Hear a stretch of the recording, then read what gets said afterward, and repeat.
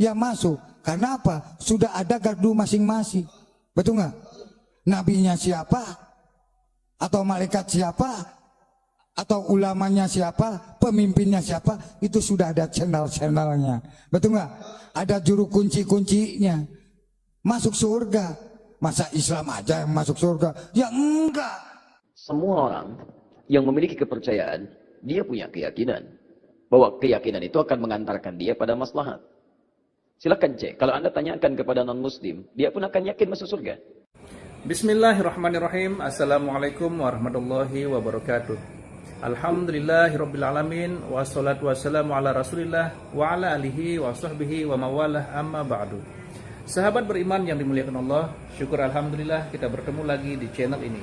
Pada kesempatan yang berbahagia ini, mari sejenak kita luangkan waktu kita untuk bersama-sama menyimak kajian yang sangat luar biasa yang akan disampaikan oleh guru kita. Tentunya banyak sekali ilmu, hikmah, dan manfaat yang bisa dijadikan pelajaran dalam kehidupan kita sehari-hari. Penasaran siapa beliau? Mari kita simak bersama. Selamat mendengarkan. Kita menyerupakan diri dengan orang Yahudi, Nasrani, bila kita meyakini hanya kita yang masuk surga, sedangkan yang lainnya masuk neraka. Tayyib. Semua orang yang memiliki kepercayaan, dia punya keyakinan bahwa keyakinan itu akan mengantarkan dia pada maslahat. Silakan cek. Kalau Anda tanyakan kepada non-muslim, dia pun akan yakin masuk surga. Anda tanyakan misalnya pada orang Nasrani, dia yakin masuk surga. Anda tanyakan kepada orang Yahudi, dia yakin masuk surga. Anda tanyakan pada diri kita sendiri, kita pun yakin kita akan masuk surga. Hanya di antara sekian keyakinan itu, kita bisa ukur mana di antara keyakinan yang membuktikan kebenaran dari apa yang diyakini. Sama. Anda ingin mengerjakan sesuatu, semua punya capaian. Tapi kan semua capaian itu bisa diukur mana yang paling benar di antara semua itu. Saya beri contoh kepada Anda misalnya. Baik, jika ada orang mengatakan 2 kali 3 sama dengan berapa? 6 misalnya. 2 kali 3 sama dengan 6. Ada yang yakin 2 kali 3 sama dengan 5. Ada yang yakin 2 kali 3 sama dengan 7. Ada yang yakin 2 kali 3 sama dengan 6. Bagaimana membuktikan keyakinan ini? Mana yang paling benar di antara yang 3 ini? Maka ada perlu diuji dari semua keyakinan itu untuk menentukan mana yang paling benar dari semua apa yang diyakini itu. Baik, mari kita buktikan misalnya. Dari semua apa yang tadi diyakini, kita mesti bedakan. Ini ada 2 pertanyaan. Apakah ketika kita akan yakin masuk surga termasuk tasyabbuh? Yang kedua, bagaimana menguji keyakinan antara yang paling benar sehingga iman kita yakin terhadap apa yang kita yakini. Baik, saya mulai dari yang kedua dulu. Quran surah ketiga Ali Imran ayat 19, paling kiri sebelah atas. Innad dina indallahil Islam. Sungguh jika ada pun segala hal yang diyakini disebut dengan agama, din, maka yang paling benar kata Allah, yang saya ridhai hanya Islam. Islam. Mutlak, itu keyakinan kita. Ketika Allah menyebutkan yang paling benar Islam, bukan hanya menerangkan Islam benar, tapi menurunkan pemahaman-pemahaman supaya yakin cuma Islam yang benar, bukan yang lainnya. Dari mana? Mari kita uji. Dan ini secara ilmiah bisa kita bahas. Jadi jangan sampai antum mengecilkan orang lain tapi tidak punya argumentasi. Quran itu ketika menjelaskan sesuatu sifatnya argumentatif, nih keterangannya. Tapi dari keterangan ini saya tidak paksa Anda untuk meyakini apa yang saya yakini. Anda mau? Silakan, saya nggak paksa, itu indahnya Quran. Buka Quran surah kedua, ayat 256, paling kiri sebelah bawah.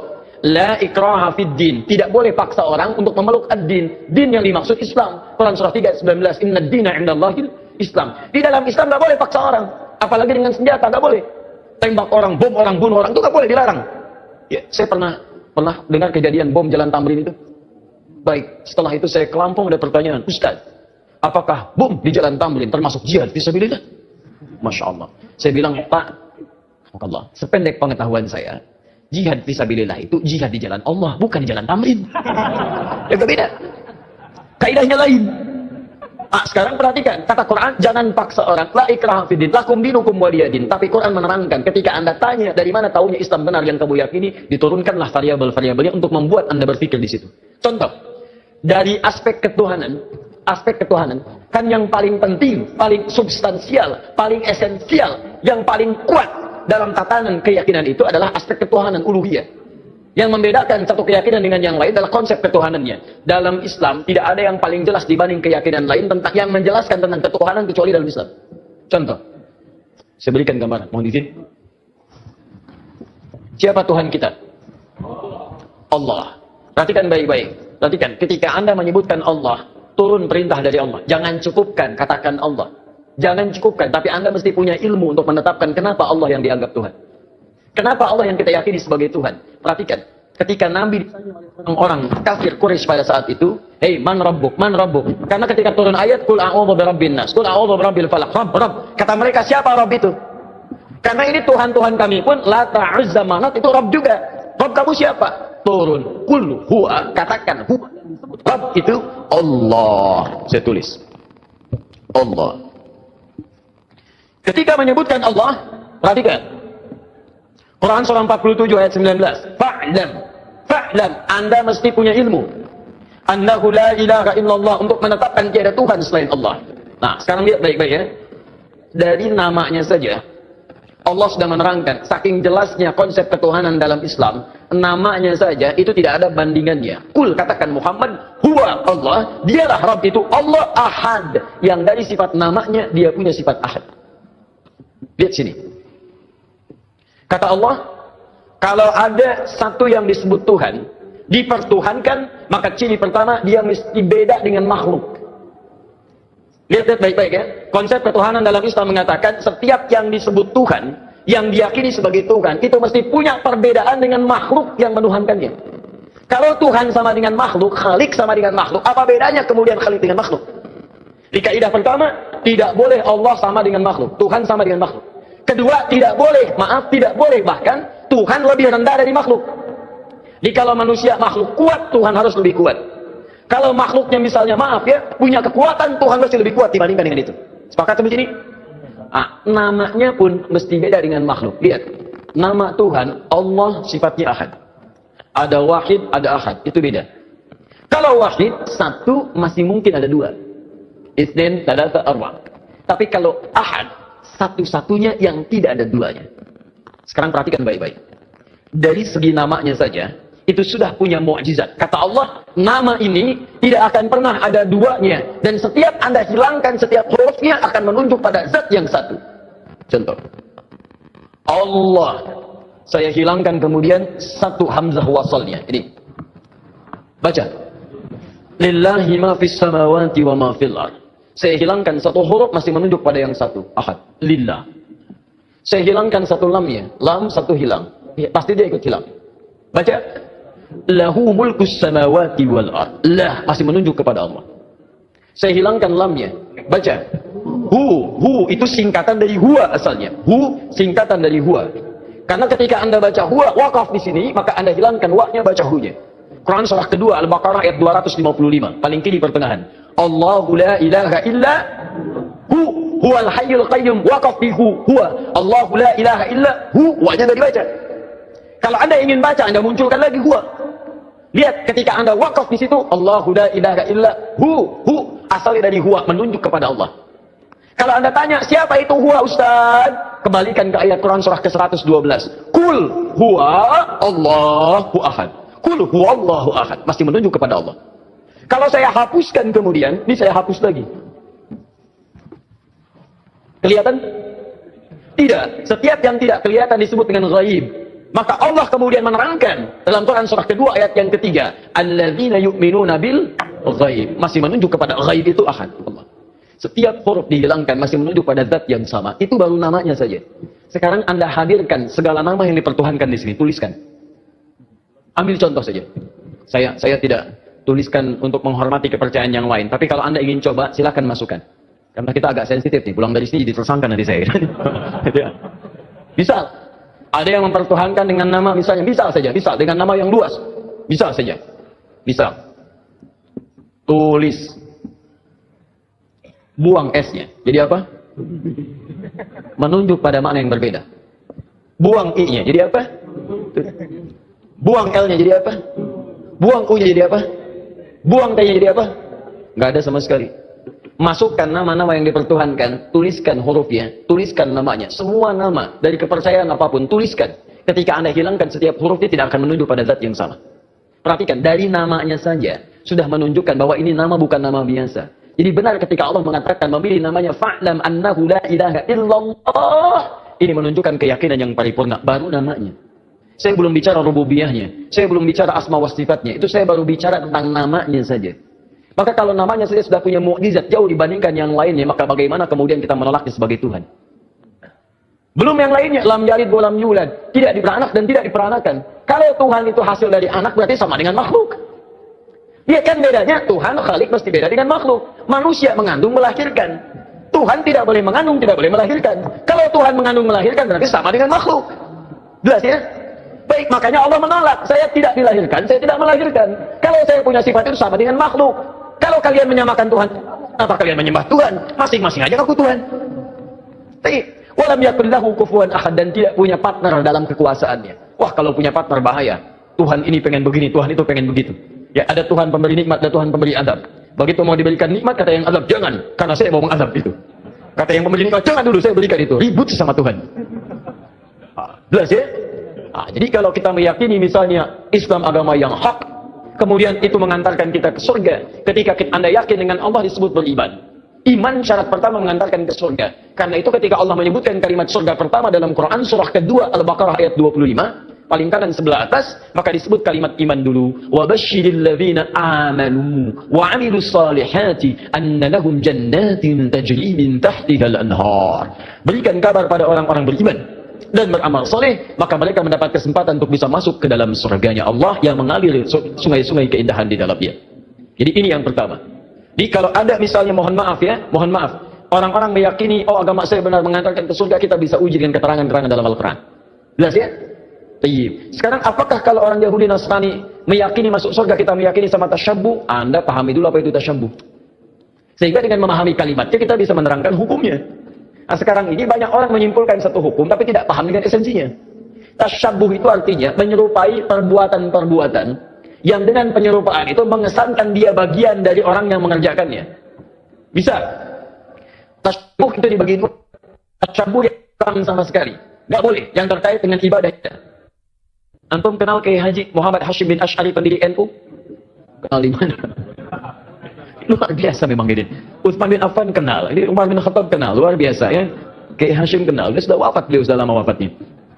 Kiai Haji Muhammad Hashim bin Asy'ari bin Abdul Wahid bin Abdul Halim. Abdul Halim dikenal dengan Sultan Hadi Wijaya, ya, atau dikenal dengan Pangeran Benawa. Bin Abdullah dikenal dengan Joko Tingkir. Bin Abdul Aziz bin Abdul Fattah bin Abdul Rahman. Walid dan Aidul Yaqin, anak dari Sunan Giri. Baik, anak Maulana Ishaq, anak dari Sunan Giri. Jadi masih nyambung ke Sunan Giri. Saya sebutkan tadi malam, ya, Sunan Giri punya beberapa anak, diantaranya adalah terhubung kepada ayahandanya Maulana Ishaq. Beliau mendirikan Nahdlatul Ulama tanggal 31 Januari tahun 1926. Menulis 19 kitab. Saya punya semua kumpulan kitab beliau. Itu kitab keduanya, namanya Risalah Ahlus Sunnah wal Jamaah. Masya Allah, sangat luar biasa kajian yang sudah disampaikan oleh guru kita. Sahabat beriman yang dirahmati Allah, tetaplah di channel ini karena kajian ini belum selesai. Tentunya masih banyak lagi hal-hal menarik yang akan kita dengarkan bersama dari guru kita. Tetaplah di channel ini dan mari kita lanjutkan kembali. Selamat mendengarkan. Buka di halaman ke-14. Paling kanan sebelah atas, baris yang kelima sampai 7. Ujung baris yang kelima sampai ke baris nomor 7. Itu beliau mencontohkan tasyabbuh paling gampang dipahami yang terjadi di Pulau Jawa dan sekitarnya di Nusantara. Dibuka di halaman ke-9, paling kiri sebelah atas, faslun, pasal pembahasan fi dhuhuril bid'ah fi ardi Jawa. Tentang munculnya bid'ah. Bid'ah di sini bukan masalah fikih tapi akidah, keyakinan.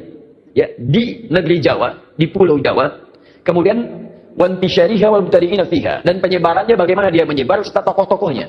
Di antara yang disebut dengan bid'ah adalah tasyabbuh fil aqaid, menyerupakan dalam keyakinan-keyakinan di pemeluk lain. Apa di antaranya kata beliau?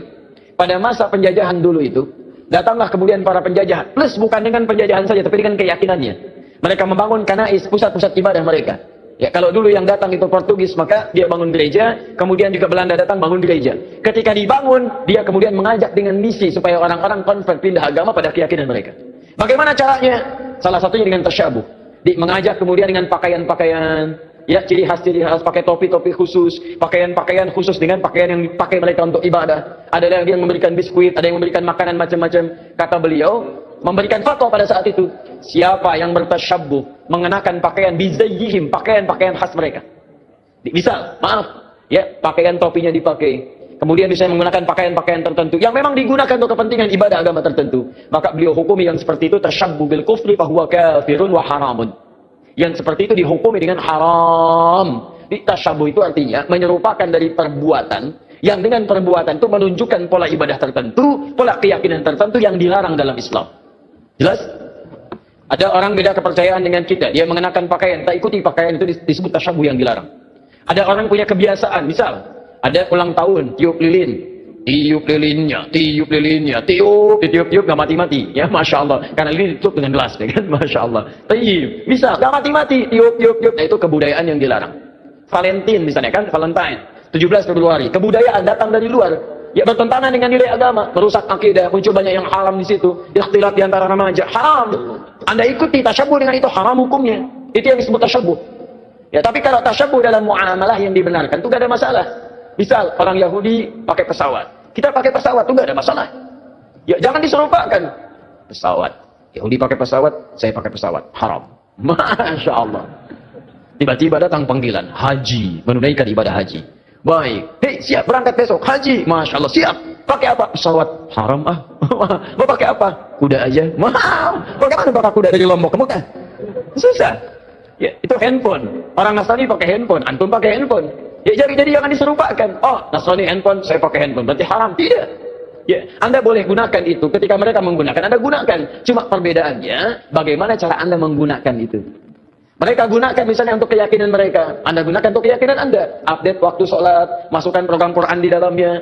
Ada yang sifatnya serupa, dia nelpon, Anda nelpon, itu bukan tasyabuh. Kan itu pola umum dalam kehidupan. Dia bicara, Anda bicara. Dia makan, Anda makan. Itu bukan tasyabuh. Cuma perbedaannya, apa yang Anda makan, apa yang mereka makan. Bagaimana cara mencari makanan, bagaimana cara mereka mencari makanan. Itu yang membedakan antara mereka dengan kita. Makanya orang beriman ketika mencari makan pun disebut kalimat imannya dulu. Quran surah kedua ayat 172, paling tinggi di sebelah atas. Ya ayyuhalladzina amanu kulu min thayyibati ma razaqnakum. Hei orang-orang beriman, silahkan cari makan dari apa yang rezeki yang telah kami tetapkan. Di orang beriman itu mau cari makan pun imannya disebutkan. Dan halalnya dibuang. Lihat. Ketika Allah menyebutkan manusia secara umum, kalimat halalnya muncul. Quran surah kedua ayat 168, paling kanan sebelah bawah. Ya ayyuhan nasu kulu mimma fil ardi halalan thayyiba. Hei manusia, silahkan cari makan dengan cara yang halal. Silahkan beraktivitas di bumi dengan cara yang halal. Tapi ketika menyebut orang beriman, halalnya dibuang. Ya ayyuhalladzina amanu kulu min thayyibati ma razaqnakum. Halalnya dibuang. Thayyibat dijamakkan. Thayyib jadi thayyibat. Kata para ulama tafsir, kenapa kalimat halalnya dibuang? Karena orang beriman itu imannya akan otomatis menuntun dia pada yang halal. Jadi kalau Anda mengaku beriman, masih mencari yang haram, ada yang salah dalam iman Anda. Ada yang keliru. Makanya orang beriman itu tidak mungkin melakukan perbuatan buruk. Datang ke kantor, tiba-tiba ada yang misalnya ngasih proyek yang tidak jelas, imannya akan menghentikan tangan dia untuk menyebut yang tidak jelas itu. Kalau mereka yakin masuk surga, kita yakin itu bukan tasyabuh namanya. Tapi perbedaan keyakinan kita untuk didiskusikan mana yang terbenar di antara keyakinan itu. Di tasyabuh itu sifatnya ada dua, tasyabuh dengan yang tidak dibenarkan sama sekali, yaitu perbuatan-perbuatan kufur yang bisa mengantarkan kita pada kufuran, atau perbuatan maksiat yang dilarang oleh ketentuan agama. Tapi kalau tasyabuh dalam muamalah itu bukan tasyabuh namanya, tapi hanya kegiatan-kegiatan rutinitas yang bisa kita kerjakan oleh setiap manusia. Alhamdulillahirrabbilalamin, demikianlah kajian penuh ilmu, hikmah, dan manfaat yang sudah kita dengarkan bersama dari guru kita. Semoga tausiah yang beliau sampaikan menjadi ilmu yang bermanfaat dalam kehidupan kita sehari-hari. Dan semoga kita semua bisa istiqomah dalam mengamalkannya. Amin ya rabbal alamin. Sahabat beriman yang dirahmati Allah, terima kasih banyak sudah menyimak tausiah ini sampai selesai. Doa dan harapan saya, semoga sahabat semua selalu diberikan kesehatan, dimudahkan segala urusannya, dan dilancarkan rezekinya. Amin ya rabbal alamin. Demikian yang dapat saya bagikan. Kurang lebihnya mohon maaf. Sampai bertemu lagi di kajian berikutnya. Wabillahi taufiq wal hidayah, waridha wal inayah. Wassalamualaikum warahmatullahi wabarakatuh. Setelah kita mendengarkan bersama tausiah yang sangat luar biasa dari guru kita, sekarang mari kita lanjutkan aktivitas kita masing-masing. Semoga tausiah yang beliau sampaikan kepada kita semua menjadi ilmu yang bermanfaat dalam kehidupan kita sehari-hari. Dan semoga kita semua bisa istiqomah dalam mengamalkannya. Amin ya rabbal alamin. Selamat beraktivitas buat sahabat semua dan sukses selalu. Sampai bertemu lagi di video berikutnya. Wabillahi taufiq wal hidayah. Wassalamualaikum warahmatullahi wabarakatuh. Apalagi pakai bahasa jin. Tak jelaskan ini bahasa jinnya. Bismillahirrahmanirrahim. Wazqakin agak matarimakum wajakarya wahina akan. Nah, itu bahasa khusus. Bahasa apa? Bahasa jin. Kalau bahasa malaikat, Bismillahirrahmanirrahim. Maqul inna kalimah Allah, maqul inna kalimah dunya al-haq kalimah firma Allah. Maskun kalimah kalimah firma Allah. Hati-hati. Kita ini jangan sampai menyumpahkan diri sendiri. Ibarat kita sudah sumpah kepada jasad, sumpah kepada hati, sumpah kepada ruh, tidak sadar bahwa tulisan itu sudah menyebar ke seluruh Indonesia, Asia dan dunia. Hati-hati, betul atau tidak? Kata bilatung, kata cacing, makan tuh. Mas asyidi idhasya tasyida. Kamu waktu di dunia saya jadi cacing, bisa menjadi umpan. Sekarang kamu jadi umpan saya. Kata cacing gitu bahasanya. Makanya ditanya kata semut, ini bahasa semut. Bismillahirrahmanirrahim. Asyukuri innaka yama kaliyama gufron, alkihi innaka yama adal yama firma Allah. Apakah saya didoakan enggak gufron? Ya jelas lah. Karena saya informasi dengan Nabi. Nabi siapa? Nabi Sulaiman alaihi wassalam dengan saya. Saya difitnah dina, senang, tetap saya mendoakan. Oke. Semua gudangnya tetap kata Rasulullah, Rabbana qul inna rahmatan ibadah, qul inna rahmatan lil alamin. Doakan. Gimana? Alhamdulillah.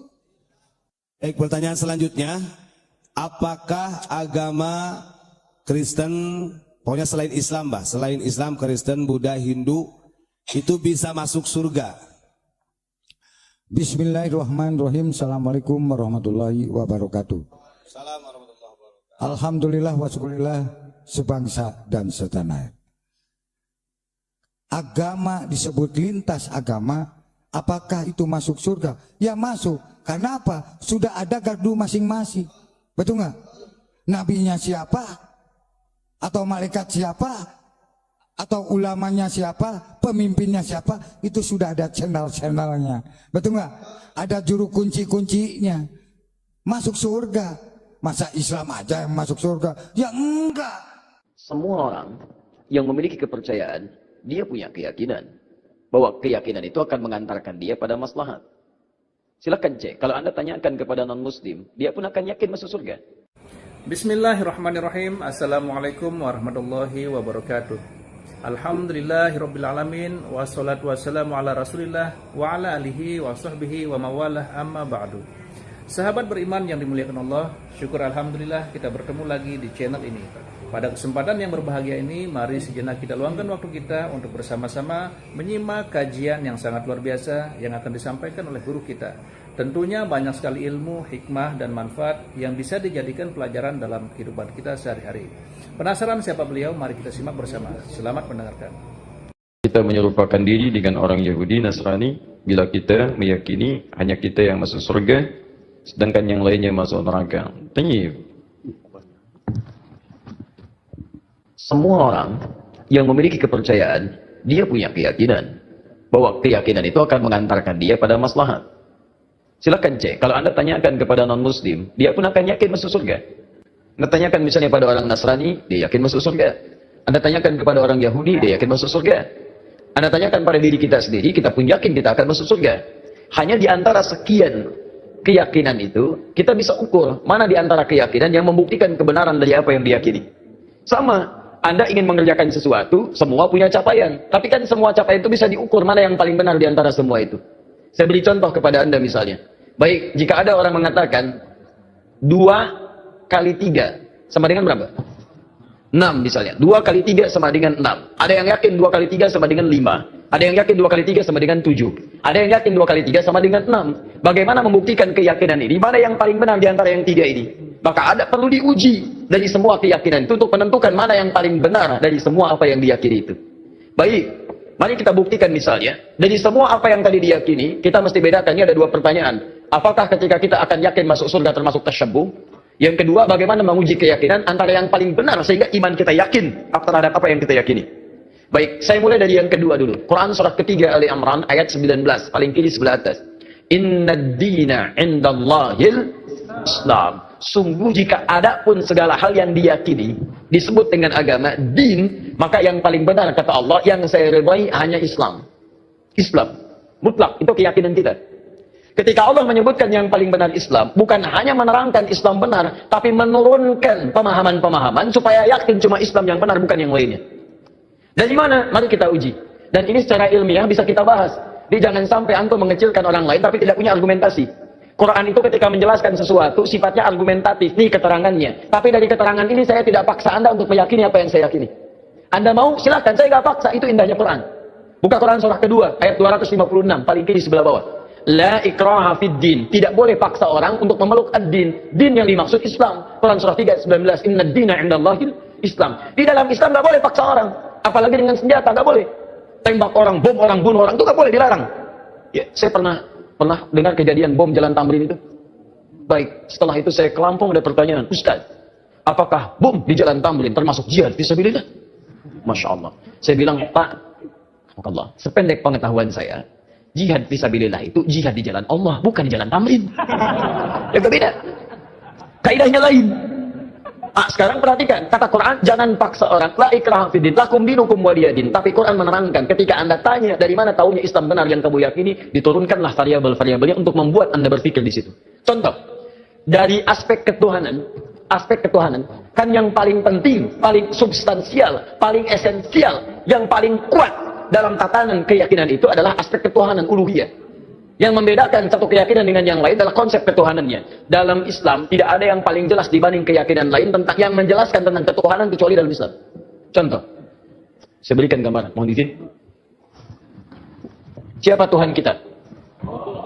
Allah. Perhatikan baik-baik. Perhatikan, ketika Anda menyebutkan Allah, turun perintah dari Allah. Jangan cukupkan, katakan Allah. Jangan cukupkan, tapi Anda mesti punya ilmu untuk menetapkan kenapa Allah yang dianggap Tuhan. Kenapa Allah yang kita yakini sebagai Tuhan? Perhatikan, ketika Nabi ditanya oleh orang kafir Quraisy pada saat itu, "Hei, man rabbuk? Man rabbuk?" Karena ketika turun ayat, "Qul a'udzu birabbin nas, qul a'udzu birabbil falaq." Rabb. Kata mereka, siapa Rabb itu? Karena ini Tuhan-Tuhan kami pun, Lata, Uzza, Manat, itu Rabb juga. Rabb kamu siapa? Turun, "Qul huwa," katakan huwa. Rabb itu Allah. Saya tulis. Allah. Ketika menyebutkan Allah, perhatikan. Quran surah 47 ayat 19. Fa'lam, Anda mesti punya ilmu. Annahu la ilaha illallah, untuk menetapkan tiada Tuhan selain Allah. Nah, sekarang lihat baik-baik ya. Dari namanya saja, Allah sudah menerangkan, saking jelasnya konsep ketuhanan dalam Islam, namanya saja itu tidak ada bandingannya. Kul, katakan Muhammad, huwa Allah, dialah Rabb itu Allah Ahad. Yang dari sifat namanya, dia punya sifat Ahad. Lihat sini. Kata Allah, kalau ada satu yang disebut Tuhan, dipertuhankan, maka ciri pertama, dia mesti beda dengan makhluk. Lihat baik-baik ya. Konsep ketuhanan dalam Islam mengatakan, setiap yang disebut Tuhan, yang diyakini sebagai Tuhan, itu mesti punya perbedaan dengan makhluk yang menuhankannya. Kalau Tuhan sama dengan makhluk, Khalik sama dengan makhluk, apa bedanya kemudian Khalik dengan makhluk? Di kaidah pertama, tidak boleh Allah sama dengan makhluk, Tuhan sama dengan makhluk. Kedua, tidak boleh bahkan Tuhan lebih rendah dari makhluk. Jadi kalau manusia makhluk kuat, Tuhan harus lebih kuat. Kalau makhluknya misalnya punya kekuatan, Tuhan mesti lebih kuat dibandingkan dengan itu. Sepakat sampai sini? Namanya pun mesti beda dengan makhluk. Lihat, nama Tuhan Allah sifatnya Ahad. Ada Wahid, ada Ahad, itu beda. Kalau Wahid satu, masih mungkin ada dua. Itsnain, tsalatsa, arba'. Tapi kalau Ahad, satu-satunya yang tidak ada duanya. Sekarang perhatikan baik-baik. Dari segi namanya saja, itu sudah punya mukjizat. Kata Allah, nama ini tidak akan pernah ada duanya. Dan setiap Anda hilangkan setiap hurufnya akan menunjuk pada zat yang satu. Contoh. Allah. Saya hilangkan kemudian satu hamzah wasalnya. Ini. Baca. Lillahi ma fis samawati wa ma fil ardh. Saya hilangkan satu huruf masih menunjuk pada yang satu. Ahad. Lillah. Saya hilangkan satu lamnya. Lam satu hilang. Ya, pasti dia ikut hilang. Baca. Lahu mulkus samawati wal ard. Lah masih menunjuk kepada Allah. Saya hilangkan lamnya. Baca. Hu itu singkatan dari huwa asalnya. Hu singkatan dari huwa. Karena ketika Anda baca huwa wakaf di sini, maka Anda hilangkan wa-nya, baca hu-nya. Quran surah kedua Al-Baqarah ayat 255, paling kiri pertengahan. Allahu la ilaha illa huwal hayyul qayyum, waqaf bi huwa. Allahu la ilaha illa wa-nya enggak dibaca. Kalau Anda ingin baca, Anda munculkan lagi huwa. Lihat ketika Anda wakaf di situ, Allahu la ilaha illa hu asalnya dari huwa, menunjuk kepada Allah. Kalau Anda tanya siapa itu huwa Ustaz, kembalikan ke ayat Quran surah ke-112. Kul huwa Allahu ahad. Kul huwa Allahu ahad, masih menunjuk kepada Allah. Kalau saya hapuskan kemudian, ini saya hapus lagi. Kelihatan? Tidak. Setiap yang tidak kelihatan disebut dengan ghaib. Maka Allah kemudian menerangkan dalam Quran surah kedua ayat yang ketiga, alladzina yu'minuna bil ghaib, masih menunjuk kepada ghaib itu ahad, Allah. Setiap huruf dihilangkan masih menunjuk pada zat yang sama. Itu baru namanya saja. Sekarang Anda hadirkan segala nama yang dipertuhankan di sini, tuliskan. Ambil contoh saja. Saya tidak tuliskan untuk menghormati kepercayaan yang lain, tapi kalau Anda ingin coba silakan masukkan. Karena kita agak sensitif nih, pulang dari sini jadi tersangka nanti saya. Bisa. Ada yang mempertuhankan dengan nama misalnya, bisa saja, bisa dengan nama yang luas. Bisa saja. Bisa. Tulis. Buang S-nya. Jadi apa? Menunjuk pada makna yang berbeda. Buang I-nya. Jadi apa? Buang L-nya jadi apa? Buang U-nya jadi apa? Buang T-nya jadi apa? Nggak ada sama sekali. Masukkan nama-nama yang dipertuhankan, tuliskan hurufnya, tuliskan namanya. Semua nama dari kepercayaan apapun, tuliskan. Ketika Anda hilangkan setiap hurufnya tidak akan menunjuk pada zat yang sama. Perhatikan, dari namanya saja sudah menunjukkan bahwa ini nama bukan nama biasa. Jadi benar ketika Allah mengatakan memilih namanya fa'lam annahu la ilaha illallah. Ini menunjukkan keyakinan yang paripurna, baru namanya. Saya belum bicara rububiyahnya, saya belum bicara asma wa sifatnya, itu saya baru bicara tentang namanya saja. Maka kalau namanya saja sudah punya mukjizat jauh dibandingkan yang lainnya, maka bagaimana kemudian kita menolaknya sebagai Tuhan? Belum yang lainnya, lam yalid wa lam yulad, tidak diberanak dan tidak diperanakan. Kalau Tuhan itu hasil dari anak berarti sama dengan makhluk. Ya kan bedanya, Tuhan Khalik mesti beda dengan makhluk. Manusia mengandung melahirkan. Tuhan tidak boleh mengandung, tidak boleh melahirkan. Kalau Tuhan mengandung melahirkan berarti sama dengan makhluk. Jelas ya? Baik, makanya Allah menolak. Saya tidak dilahirkan, saya tidak melahirkan. Kalau saya punya sifat itu sama dengan makhluk. Kalau kalian menyamakan Tuhan, apa kalian menyembah Tuhan? Masing-masing aja aku Tuhan. Baik, walam yakun lahu kufuwan ahad, dan tidak punya partner dalam kekuasaannya. Wah, kalau punya partner bahaya. Tuhan ini pengen begini, Tuhan itu pengen begitu. Ya, ada Tuhan pemberi nikmat, ada Tuhan pemberi azab. Begitu mau diberikan nikmat, kata yang azab, jangan, karena saya mau mengazab itu. Kata yang pemberi nikmat, jangan dulu, saya berikan itu. Ribut sama Tuhan. Jelas ya?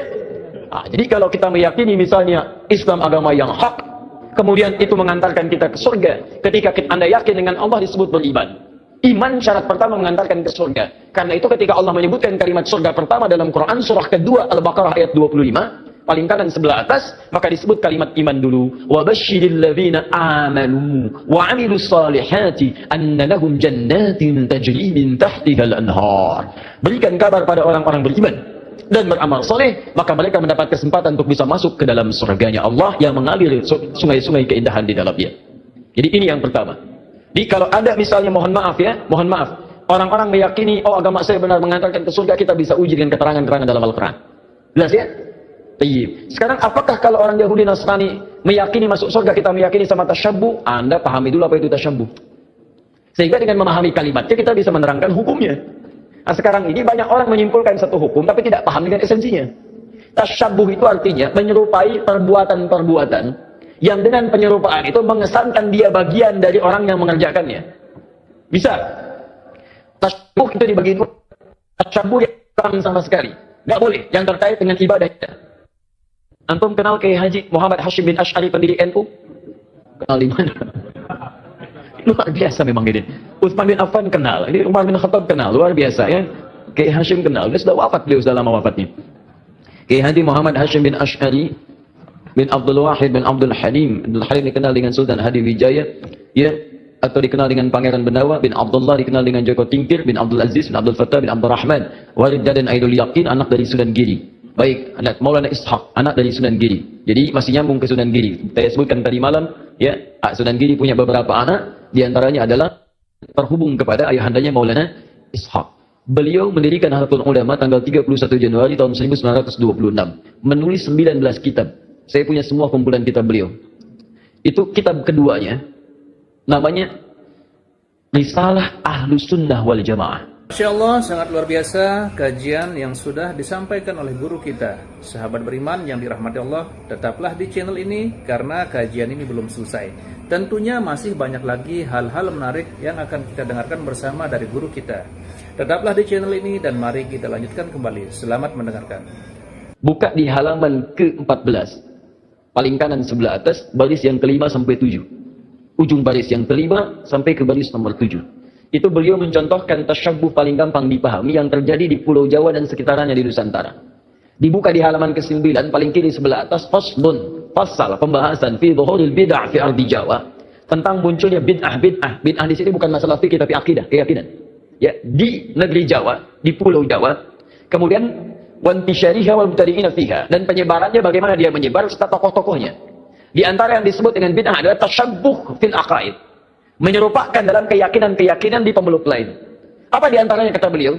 Pada masa penjajahan dulu itu, datanglah kemudian para penjajah, plus bukan dengan penjajahan saja, tapi dengan keyakinannya. Mereka membangun kanais, pusat-pusat ibadah mereka. Ya, kalau dulu yang datang itu Portugis, maka dia bangun gereja, kemudian juga Belanda datang bangun gereja. Ketika dibangun, dia kemudian mengajak dengan misi supaya orang-orang konvert pindah agama pada keyakinan mereka. Bagaimana caranya? Salah satunya dengan tasyabuh. Mengajak kemudian dengan pakaian-pakaian, ya, ciri khas pakai topi-topi khusus, pakaian-pakaian khusus dengan pakaian yang dipakai mereka untuk ibadah. Ada yang memberikan biskuit, ada yang memberikan makanan macam-macam. Kata beliau, memberikan fatwa pada saat itu, siapa yang bertasyabbuh mengenakan pakaian bizayyihim, pakaian-pakaian khas mereka. Misal, maaf, ya, pakaian topinya dipakai. Kemudian bisa menggunakan pakaian-pakaian tertentu yang memang digunakan untuk kepentingan ibadah agama tertentu. Maka beliau hukumi yang seperti itu tasyabbuh bil kufri fahuwa kafirun wa haramun. Yang seperti itu dihukumi dengan haram. Tasyabuh itu artinya menyerupakan dari perbuatan yang dengan perbuatan itu menunjukkan pola ibadah tertentu, pola keyakinan tertentu yang dilarang dalam Islam. Jelas? Ada orang beda kepercayaan dengan kita, dia mengenakan pakaian, tak ikuti pakaian itu disebut tasyabuh yang dilarang. Ada orang punya kebiasaan, misal ada ulang tahun, tiup lilin. Tiup lilinnya, tiup nggak mati-mati, ya, masya Allah. Karena ini ditutup dengan gelas, ya kan, masya Allah. Tiup, bisa nggak mati-mati, tiup. Nah, itu kebudayaan yang dilarang. Valentine misalnya kan, Valentine, 17 Februari, kebudayaan datang dari luar, ya bertentangan dengan nilai agama, merusak akidah, muncul banyak yang haram di situ, ikhtilat di antara remaja, haram. Anda ikuti tasyabuh dengan itu, haram hukumnya. Itu yang disebut tasyabuh. Ya, tapi kalau tasyabuh dalam muamalah yang dibenarkan, itu gak ada masalah. Misal orang Yahudi pakai pesawat, kita pakai pesawat itu nggak ada masalah. Ya, jangan diserupakan. Pesawat, Yahudi pakai pesawat, saya pakai pesawat, haram. Masya Allah. Tiba-tiba datang panggilan haji, menunaikan ibadah haji. Baik, hei, siap berangkat besok haji, masya Allah, siap. Pakai apa? Pesawat, haram ah. Mau pakai apa? Kuda aja. Mahal. Bagaimana pakai kuda dari Lombok ke Mekah? Susah.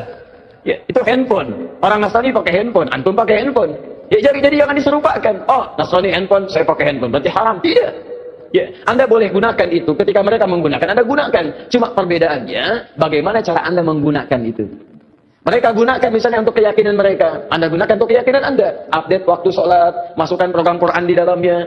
Ada yang sifatnya serupa, dia nelpon, Anda nelpon, itu bukan tasyabuh. Kan itu pola umum dalam kehidupan. Dia bicara, Anda bicara. Dia makan, Anda makan. Itu bukan tasyabuh. Cuma perbedaannya, apa yang Anda makan, apa yang mereka makan. Bagaimana cara mencari makanan, bagaimana cara mereka mencari makanan. Itu yang membedakan antara mereka dengan kita.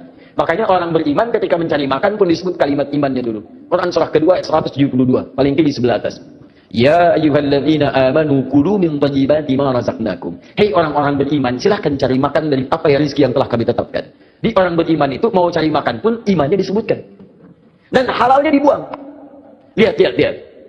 Ketika Allah menyebutkan manusia secara umum, kalimat halalnya muncul.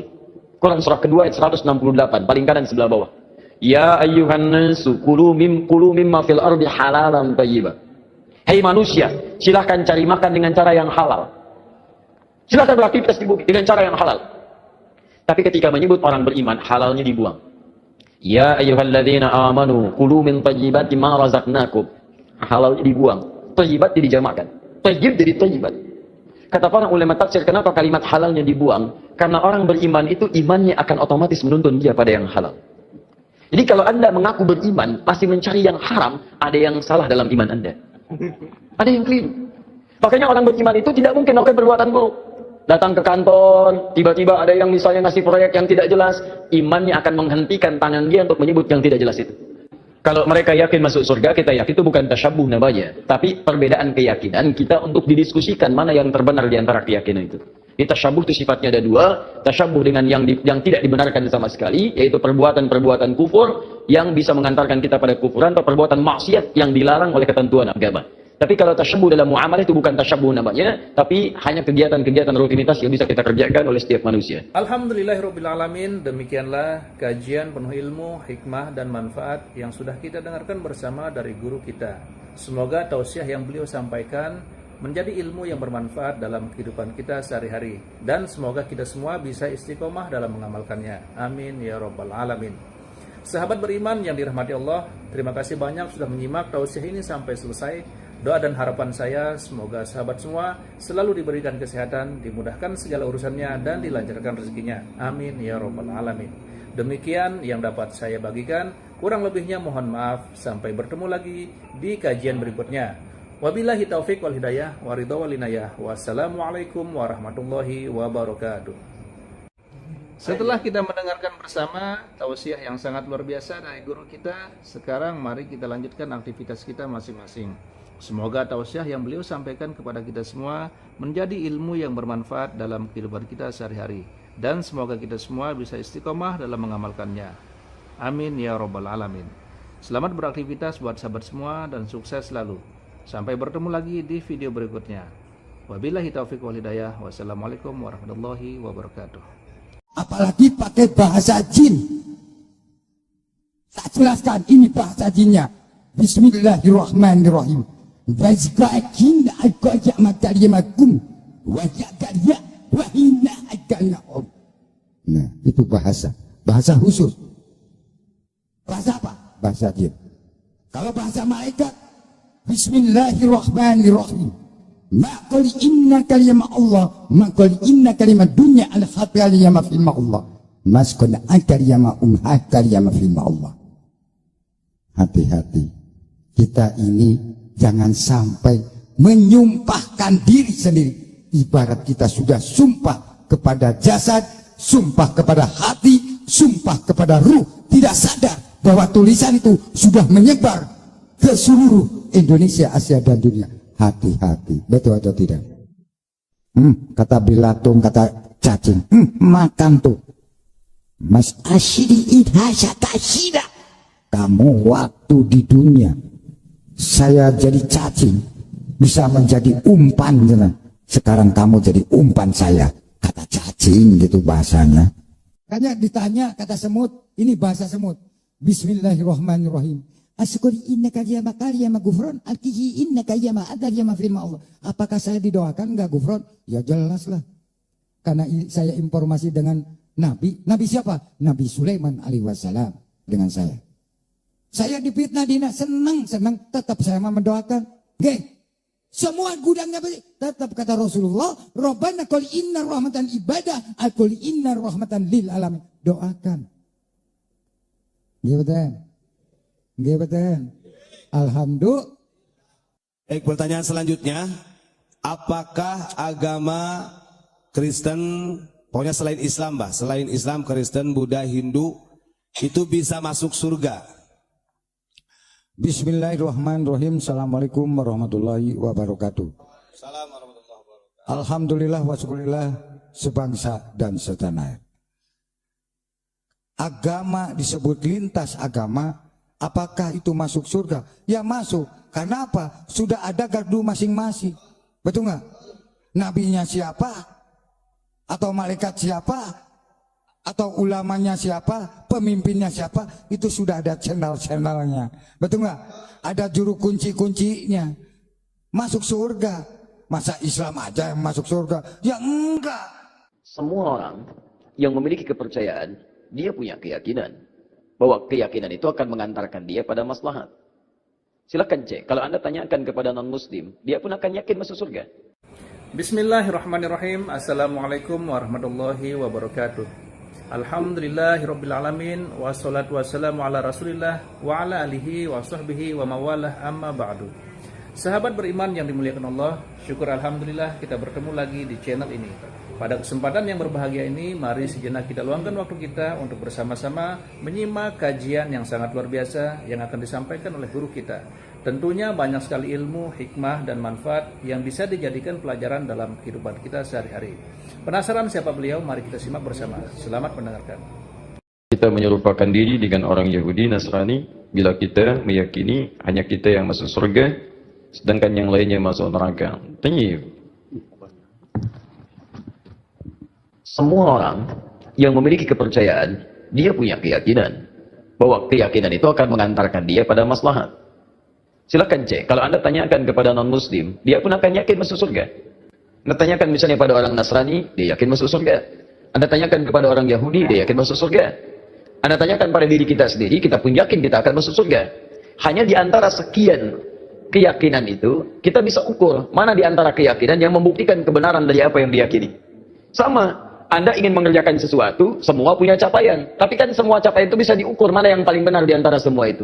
Saya beri contoh kepada Anda misalnya.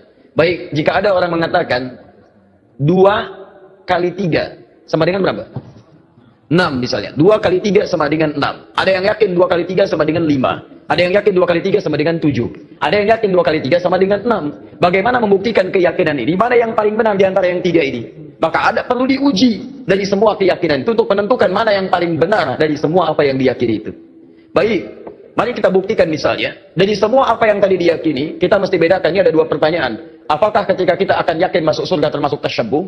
Yang kedua, bagaimana menguji keyakinan antara yang paling benar sehingga iman kita yakin terhadap apa yang kita yakini. Baik, saya mulai dari yang kedua dulu. Quran surah ketiga Ali Imran ayat 19, paling kiri sebelah atas.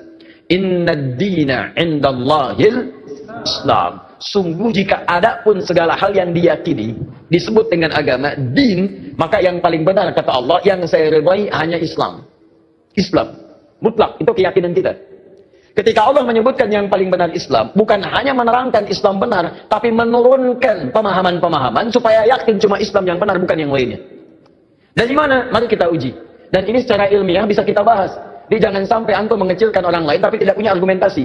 Quran itu ketika menjelaskan sesuatu sifatnya argumentatif, nih keterangannya. Tapi dari keterangan ini saya tidak paksa Anda untuk meyakini apa yang saya yakini. Anda mau? Silakan, saya nggak paksa. Itu indahnya Quran. Buka Quran surah kedua ayat 256 paling kiri sebelah bawah. La ikraha fid din. Tidak boleh paksa orang untuk memeluk ad-din. Din yang dimaksud Islam. Quran surah 3 ayat 19. Innad dina indallahil Islam. Di dalam Islam nggak boleh paksa orang. Apalagi dengan senjata, nggak boleh. Tembak orang, bom orang, bunuh orang, itu nggak boleh, dilarang. Ya, saya pernah dengar kejadian bom Jalan Tamrin itu. Baik, setelah itu saya ke Lampung, ada pertanyaan, Ustaz, apakah bom di Jalan Tamrin termasuk jihad fisabilillah? Masya Allah. Saya bilang, Pak, Allah, sependek pengetahuan saya, jihad fisabilillah itu jihad di jalan Allah, bukan di Jalan Tamrin. Ya beda. Kaidahnya lain. Sekarang perhatikan, kata Quran, jangan paksa orang. La ikraha fiddin, lakum dinukum waliyadin. Tapi Quran menerangkan, ketika Anda tanya dari mana tahunya Islam benar yang kamu yakini, diturunkanlah variabel-variabelnya untuk membuat Anda berpikir di situ. Contoh, dari aspek ketuhanan, kan yang paling penting, paling substansial, paling esensial, yang paling kuat dalam tatanan keyakinan itu adalah aspek ketuhanan uluhiyah. Yang membedakan satu keyakinan dengan yang lain adalah konsep ketuhanannya. Dalam Islam tidak ada yang paling jelas dibanding keyakinan lain tentang yang menjelaskan tentang ketuhanan kecuali dalam Islam. Contoh, saya berikan gambaran. Mohon izin. Siapa Tuhan kita? Allah. Perhatikan baik-baik. Perhatikan, ketika Anda menyebutkan Allah, turun perintah dari Allah. Jangan cukupkan, katakan Allah. Jangan cukupkan, tapi Anda mesti punya ilmu untuk menetapkan kenapa Allah yang dianggap Tuhan. Kenapa Allah yang kita yakini sebagai Tuhan? Perhatikan, ketika Nabi ditanya oleh orang kafir Quraisy pada saat itu, "Hei, man rabbuk? Man rabbuk?" Karena ketika turun ayat, "Qul a'udzu birabbin nas, qul a'udzu birabbil falaq." Rabb. Kata mereka, siapa Rabb itu? Karena ini Tuhan-Tuhan kami pun, Lata, Uzza, Manat, itu Rabb juga. Rabb kamu siapa? Turun, qul huwa, katakan huwa. Rabb itu Allah. Saya tulis. Allah. Ketika menyebutkan Allah, perhatikan. Quran surah 47 ayat 19. Fa'lam, Anda mesti punya ilmu. Annahu la ilaha illallah, untuk menetapkan tiada Tuhan selain Allah. Nah, sekarang lihat baik-baik ya. Dari namanya saja, Allah sudah menerangkan, saking jelasnya konsep ketuhanan dalam Islam, namanya saja itu tidak ada bandingannya. Kul, katakan Muhammad, huwa Allah, dialah Rabb itu Allah Ahad, yang dari sifat namanya dia punya sifat Ahad. Lihat sini. Kata Allah, kalau ada satu yang disebut Tuhan, dipertuhankan, maka ciri pertama dia mesti beda dengan makhluk. Lihat baik-baik ya. Konsep ketuhanan dalam Islam mengatakan setiap yang disebut Tuhan, yang diyakini sebagai Tuhan, itu mesti punya perbedaan dengan makhluk yang menuhankannya. Kalau Tuhan sama dengan makhluk, Khalik sama dengan makhluk, apa bedanya kemudian Khalik dengan makhluk? Di kaidah pertama, tidak boleh Allah sama dengan makhluk, Tuhan sama dengan makhluk. Kedua, tidak boleh bahkan Tuhan lebih rendah dari makhluk. Jadi kalau manusia makhluk kuat, Tuhan harus lebih kuat. Kalau makhluknya misalnya punya kekuatan, Tuhan mesti lebih kuat dibandingkan dengan itu. Sepakat sampai sini? Namanya pun mesti beda dengan makhluk. Lihat, nama Tuhan Allah sifatnya Ahad. Ada Wahid, ada Ahad, itu beda. Kalau Wahid satu masih mungkin ada dua. Itsnain, tsalatsa, arba'. Tapi kalau Ahad satu-satunya yang tidak ada duanya. Sekarang perhatikan baik-baik.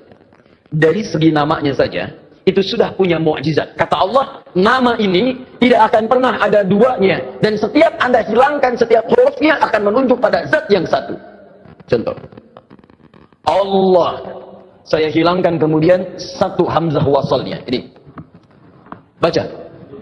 Lillahi ma fis samawati wa ma fil ard. Saya hilangkan satu huruf masih menunjuk pada yang satu. Ahad. Lillah. Saya hilangkan satu lamnya. Lam satu hilang. Ya, pasti dia ikut hilang. Baca.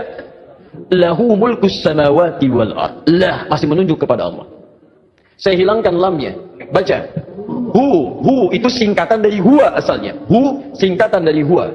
Karena ketika Anda baca huwa waqaf di sini, maka Anda hilangkan wa-nya, baca hu-nya. Quran surah kedua Al-Baqarah ayat 255, paling kiri pertengahan. Allahu la ilaha illa huwal hayyul qayyum, waqaf di huwa. Allahu la ilaha illa wa-nya tidak dibaca. Kalau Anda ingin baca, Anda munculkan lagi huwa. Lihat, ketika Anda wakaf di situ, Allahu la ilaha illa asalnya dari huwa, menunjuk kepada Allah. Kalau Anda tanya, siapa itu huwa Ustaz? Kembalikan ke ayat Quran surah ke-112. Kul huwa Allahu ahad. Kul huwa Allahu ahad. Masih menunjuk kepada Allah. Kalau saya hapuskan kemudian, ini saya hapus lagi. Kelihatan? Tidak. Setiap yang tidak kelihatan disebut dengan ghaib. Maka Allah kemudian menerangkan dalam Quran surah kedua ayat yang ketiga, alladzina yu'minuna bil ghaib, masih menunjuk kepada ghaib itu ahad Allah. Setiap huruf dihilangkan masih menunjuk pada zat yang sama. Itu baru namanya saja. Sekarang Anda hadirkan segala nama yang dipertuhankan di sini, tuliskan. Ambil contoh saja. Saya tidak tuliskan untuk menghormati kepercayaan yang lain, tapi kalau Anda ingin coba silakan masukkan. Karena kita agak sensitif nih, pulang dari sini jadi tersangka nanti saya. Misal ada yang mempertuhankan dengan nama misalnya, misal dengan nama yang luas. Misal saja. Misal. Tulis. Buang S-nya. Jadi apa? Menunjuk pada makna yang berbeda. Buang I-nya. Jadi apa? Buang L-nya jadi apa? Buang U-nya jadi apa? Buang T-nya jadi apa? Nggak ada sama sekali. Masukkan nama-nama yang dipertuhankan, tuliskan hurufnya, tuliskan namanya. Semua nama dari kepercayaan apapun, tuliskan. Ketika Anda hilangkan setiap hurufnya tidak akan menunjuk pada zat yang sama.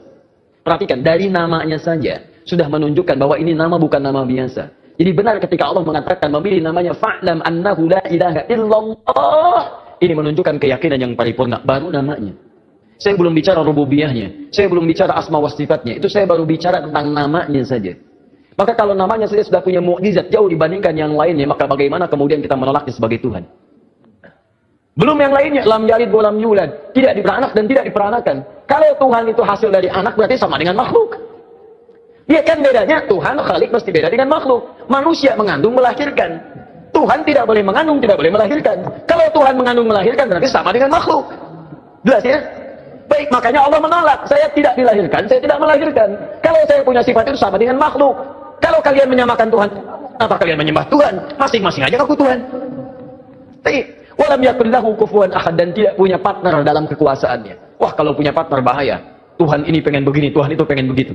Ya, ada Tuhan pemberi nikmat, ada Tuhan pemberi azab. Begitu mau diberikan nikmat, kata yang azab, jangan, karena saya mau mengazab itu. Kata yang memberi nikmat, jangan dulu, saya berikan itu. Ribut sama Tuhan. Jelas ya?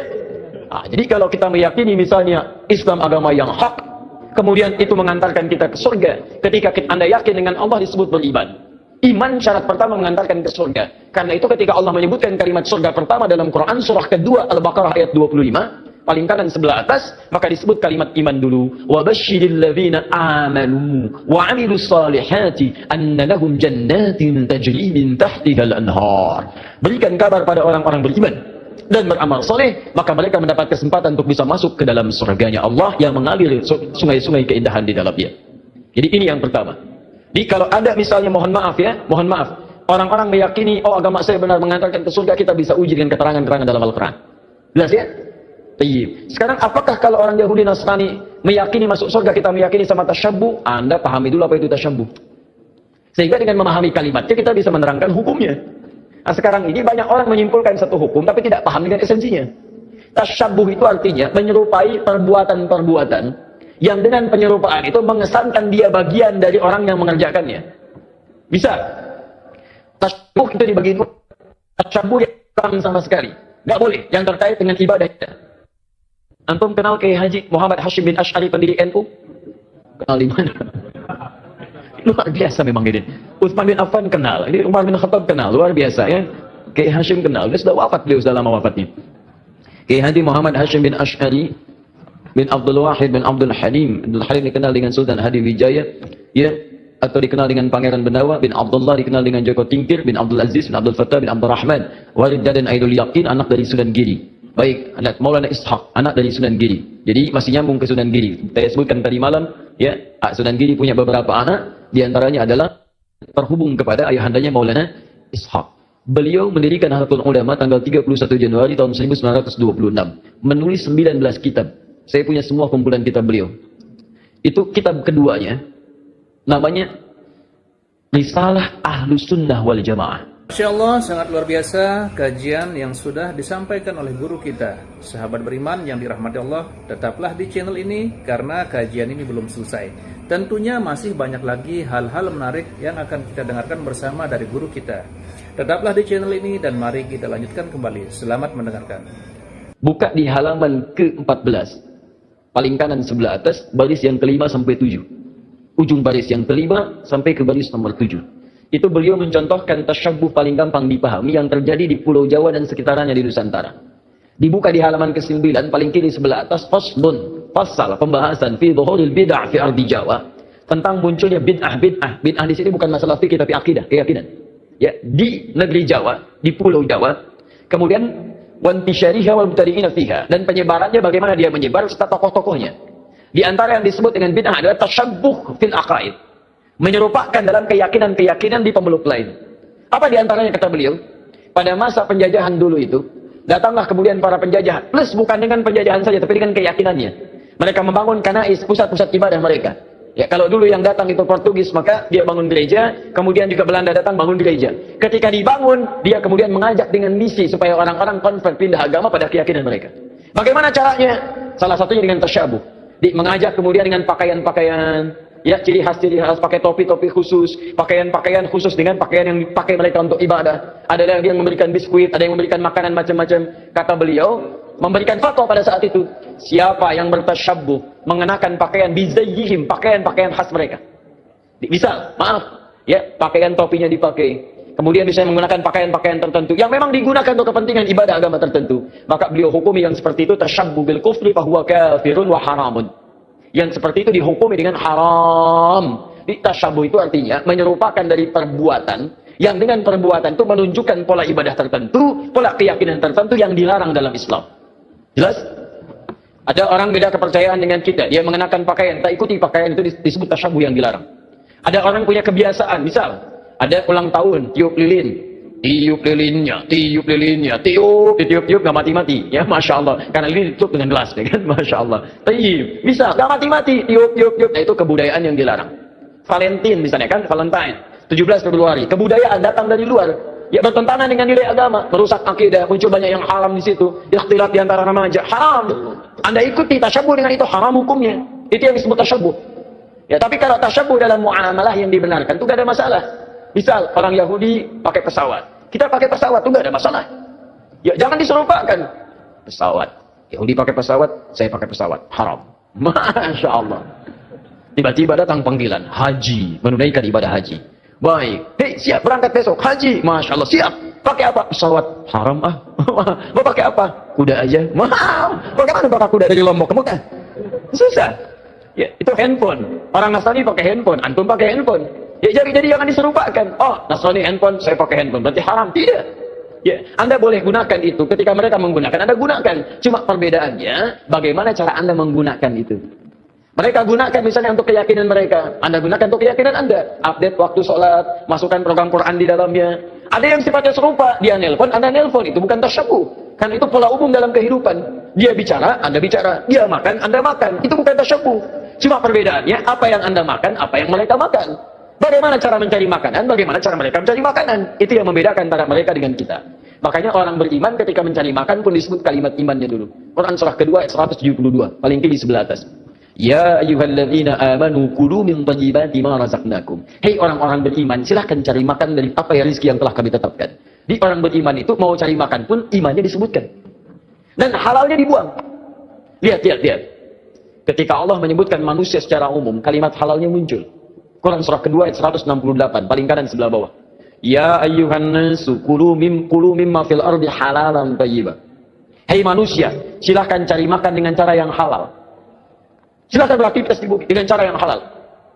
Tapi ketika menyebut orang beriman, halalnya dibuang. Ya ayyuhalladzina amanu kulu min thayyibati ma razaqnakum. Halalnya dibuang. Thayyibat dijamakkan. Thayyib jadi thayyibat. Kata para ulama tafsir, kenapa kalimat halalnya dibuang? Karena orang beriman itu imannya akan otomatis menuntun dia pada yang halal. Jadi kalau Anda mengaku beriman, masih mencari yang haram, ada yang salah dalam iman Anda. Ada yang keliru. Makanya orang beriman itu tidak mungkin melakukan perbuatan buruk. Datang ke kantor, tiba-tiba ada yang misalnya ngasih proyek yang tidak jelas, imannya akan menghentikan tangan dia untuk menyebut yang tidak jelas itu. Kalau mereka yakin masuk surga, kita yakin itu bukan tasyabuh namanya. Tapi perbedaan keyakinan kita untuk didiskusikan mana yang terbenar di antara keyakinan itu. Di tasyabuh itu sifatnya ada dua. Tasyabuh dengan yang tidak dibenarkan sama sekali, yaitu perbuatan-perbuatan kufur yang bisa mengantarkan kita pada kufuran, atau perbuatan maksiat yang dilarang oleh ketentuan agama. Tapi kalau tasyabuh dalam muamalah itu bukan tasyabuh namanya, tapi hanya kegiatan-kegiatan rutinitas yang bisa kita kerjakan oleh setiap manusia. Alhamdulillahirrabbilalamin, demikianlah kajian penuh ilmu, hikmah, dan manfaat yang sudah kita dengarkan bersama dari guru kita. Semoga tausiah yang beliau sampaikan menjadi ilmu yang bermanfaat dalam kehidupan kita sehari-hari. Dan semoga kita semua bisa istiqomah dalam mengamalkannya. Amin ya rabbal alamin. Sahabat beriman yang dirahmati Allah, terima kasih banyak sudah menyimak tausiah ini sampai selesai. Doa dan harapan saya, semoga sahabat semua selalu diberikan kesehatan, dimudahkan segala urusannya, dan dilancarkan rezekinya. Amin ya rabbal alamin. Demikian yang dapat saya bagikan. Kurang lebihnya mohon maaf. Sampai bertemu lagi di kajian berikutnya. Wabillahi taufik wal hidayah, waridha wal inayah. Wassalamualaikum warahmatullahi wabarakatuh. Setelah kita mendengarkan bersama tausiah yang sangat luar biasa dari guru kita, sekarang mari kita lanjutkan aktivitas kita masing-masing. Semoga tausiah yang beliau sampaikan kepada kita semua menjadi ilmu yang bermanfaat dalam kehidupan kita sehari-hari. Dan semoga kita semua bisa istiqomah dalam mengamalkannya. Amin ya rabbal alamin. Selamat beraktivitas buat sahabat semua dan sukses selalu. Sampai bertemu lagi di video berikutnya. Wabillahi taufiq wal hidayah. Wassalamualaikum warahmatullahi wabarakatuh. Apalagi pakai bahasa jin. Tak jelaskan ini bahasa jinnya. Bismillahirrahmanirrahim. Wazqakin agak matarimakum wajakarya wahina aganaum. Nah, itu bahasa khusus. Bahasa apa? Bahasa jin. Kalau bahasa malaikat, Bismillahirrahmanirrahim. Maqul inna kalimah Allah, maqul inna kalimah dunya al-khataliyama fi Allah. Maskun akariyama akariyama fi Allah. Hati-hati. Kita ini jangan sampai menyumpahkan diri sendiri. Ibarat kita sudah sumpah kepada jasad, sumpah kepada hati, sumpah kepada ruh. Tidak sadar bahwa tulisan itu sudah menyebar ke seluruh Indonesia, Asia, dan dunia. Hati-hati. Betul atau tidak? Kata bilatung, kata cacing. Makan tuh. Mas asyidi idhasya tasyida. Kamu waktu di dunia saya jadi cacing, bisa menjadi umpan. Sekarang kamu jadi umpan saya, kata cacing gitu bahasanya. Makanya ditanya kata semut, ini bahasa semut.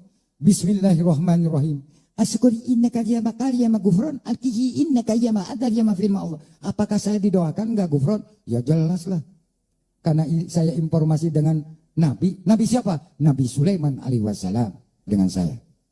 Saya difitnah dina, senang, tetap saya mendoakan. Oke. Semua gudangnya tetap kata Rasulullah, Rabbana qul inna rahmatan ibadah, qul inna rahmatan lil alamin. Doakan. Nggih betul. Alhamdulillah. Baik, pertanyaan selanjutnya, apakah agama Kristen, pokoknya selain Islam, Mbah, selain Islam, Kristen, Buddha, Hindu, itu bisa masuk surga? Bismillahirrahmanirrahim. Assalamualaikum warahmatullahi wabarakatuh. Alhamdulillah wa syukurillah sebangsa dan setanah. Agama disebut lintas agama. Apakah itu masuk surga? Ya masuk. Karena apa? Sudah ada gardu masing-masing. Betul nggak? Nabinya siapa? Atau malaikat siapa? Atau ulamanya siapa, pemimpinnya siapa, itu sudah ada channel-channelnya. Betul nggak? Ada juru kunci-kuncinya. Masuk surga. Masa Islam aja yang masuk surga? Ya enggak. Semua orang yang memiliki kepercayaan, dia punya keyakinan bahwa keyakinan itu akan mengantarkan dia pada maslahat. Silakan cek, kalau Anda tanyakan kepada non-muslim, dia pun akan yakin masuk surga. Bismillahirrahmanirrahim. Assalamualaikum warahmatullahi wabarakatuh. Alhamdulillahirabbil alamin, wassalatu wassalamu ala Rasulillah wa ala alihi wa sahbihi wa mawalah, amma ba'du. Sahabat beriman yang dimuliakan Allah, syukur alhamdulillah kita bertemu lagi di channel ini. Pada kesempatan yang berbahagia ini, mari sejenak kita luangkan waktu kita untuk bersama-sama menyimak kajian yang sangat luar biasa yang akan disampaikan oleh guru kita. Tentunya banyak sekali ilmu, hikmah, dan manfaat yang bisa dijadikan pelajaran dalam kehidupan kita sehari-hari. Penasaran siapa beliau? Mari kita simak bersama. Selamat mendengarkan. Kita menyerupakan diri dengan orang Yahudi, Nasrani, bila kita meyakini hanya kita yang masuk surga, sedangkan yang lainnya masuk neraka. Tayyib. Semua orang yang memiliki kepercayaan, dia punya keyakinan bahwa keyakinan itu akan mengantarkan dia pada maslahat. Silakan cek, kalau Anda tanyakan kepada non-muslim, dia pun akan yakin masuk surga. Anda tanyakan misalnya pada orang Nasrani, dia yakin masuk surga. Anda tanyakan kepada orang Yahudi, dia yakin masuk surga. Anda tanyakan pada diri kita sendiri, kita pun yakin kita akan masuk surga. Hanya di antara sekian keyakinan itu, kita bisa ukur mana di antara keyakinan yang membuktikan kebenaran dari apa yang diyakini.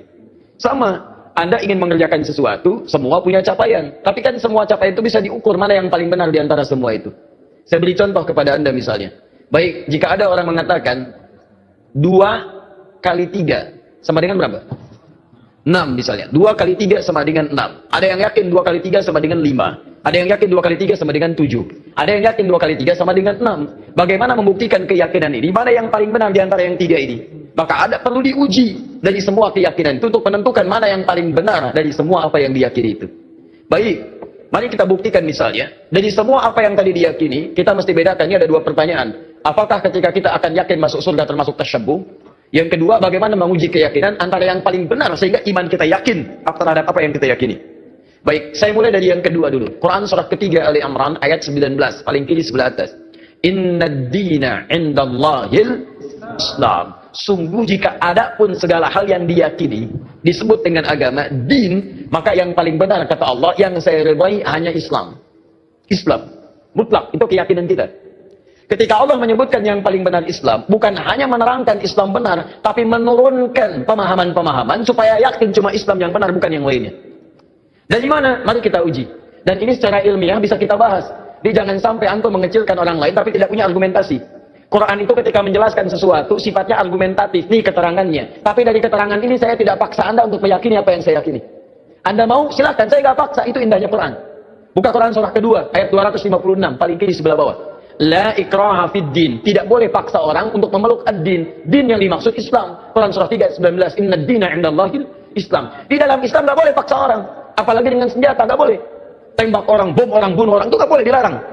Ya, saya pernah dengar kejadian bom Jalan Tamrin itu. Baik, setelah itu saya ke Lampung, ada pertanyaan, Ustaz, apakah bom di Jalan Tamrin termasuk jihad fisabilillah? Masya Allah. Saya bilang, Pak, Allah, sependek pengetahuan saya, jihad fisabilillah itu jihad di jalan Allah, bukan di Jalan Tamrin. Itu beda. Kaidahnya lain. Sekarang perhatikan, kata Quran, jangan paksa orang, la ikraha fiddin, lakum dinukum waliyadin. Tapi Quran menerangkan, ketika Anda tanya dari mana taunya Islam benar yang kamu yakini, diturunkanlah variabel-variabelnya untuk membuat Anda berpikir di situ. Contoh, dari aspek ketuhanan, kan yang paling penting, paling substansial, paling esensial, yang paling kuat dalam tatanan keyakinan itu adalah aspek ketuhanan uluhiyah. Yang membedakan satu keyakinan dengan yang lain adalah konsep ketuhanannya. Dalam Islam tidak ada yang paling jelas dibanding keyakinan lain tentang yang menjelaskan tentang ketuhanan kecuali dalam Islam. Contoh, saya berikan gambaran, mohon izin. Siapa Tuhan kita? Allah. Perhatikan baik-baik. Perhatikan, ketika Anda menyebutkan Allah, turun perintah dari Allah. Jangan cukupkan, katakan Allah. Jangan cukupkan, tapi Anda mesti punya ilmu untuk menetapkan kenapa Allah yang dianggap Tuhan. Kenapa Allah yang kita yakini sebagai Tuhan? Perhatikan, ketika Nabi ditanya oleh orang kafir Quraisy pada saat itu, "Hei, man rabbuk? Man rabbuk?" Karena ketika turun ayat, "Qul a'udzu birabbin nas, qul a'udzu birabbil falaq." Rabb. Kata mereka, siapa Rabb itu? Karena ini Tuhan-Tuhan kami pun, Lata, Uzza, Manat, itu Rabb juga. Rabb kamu siapa? Turun, qul huwa, katakan huwa. Rabb itu Allah. Saya tulis. Allah. Ketika menyebutkan Allah, perhatikan. Quran surah 47 ayat 19.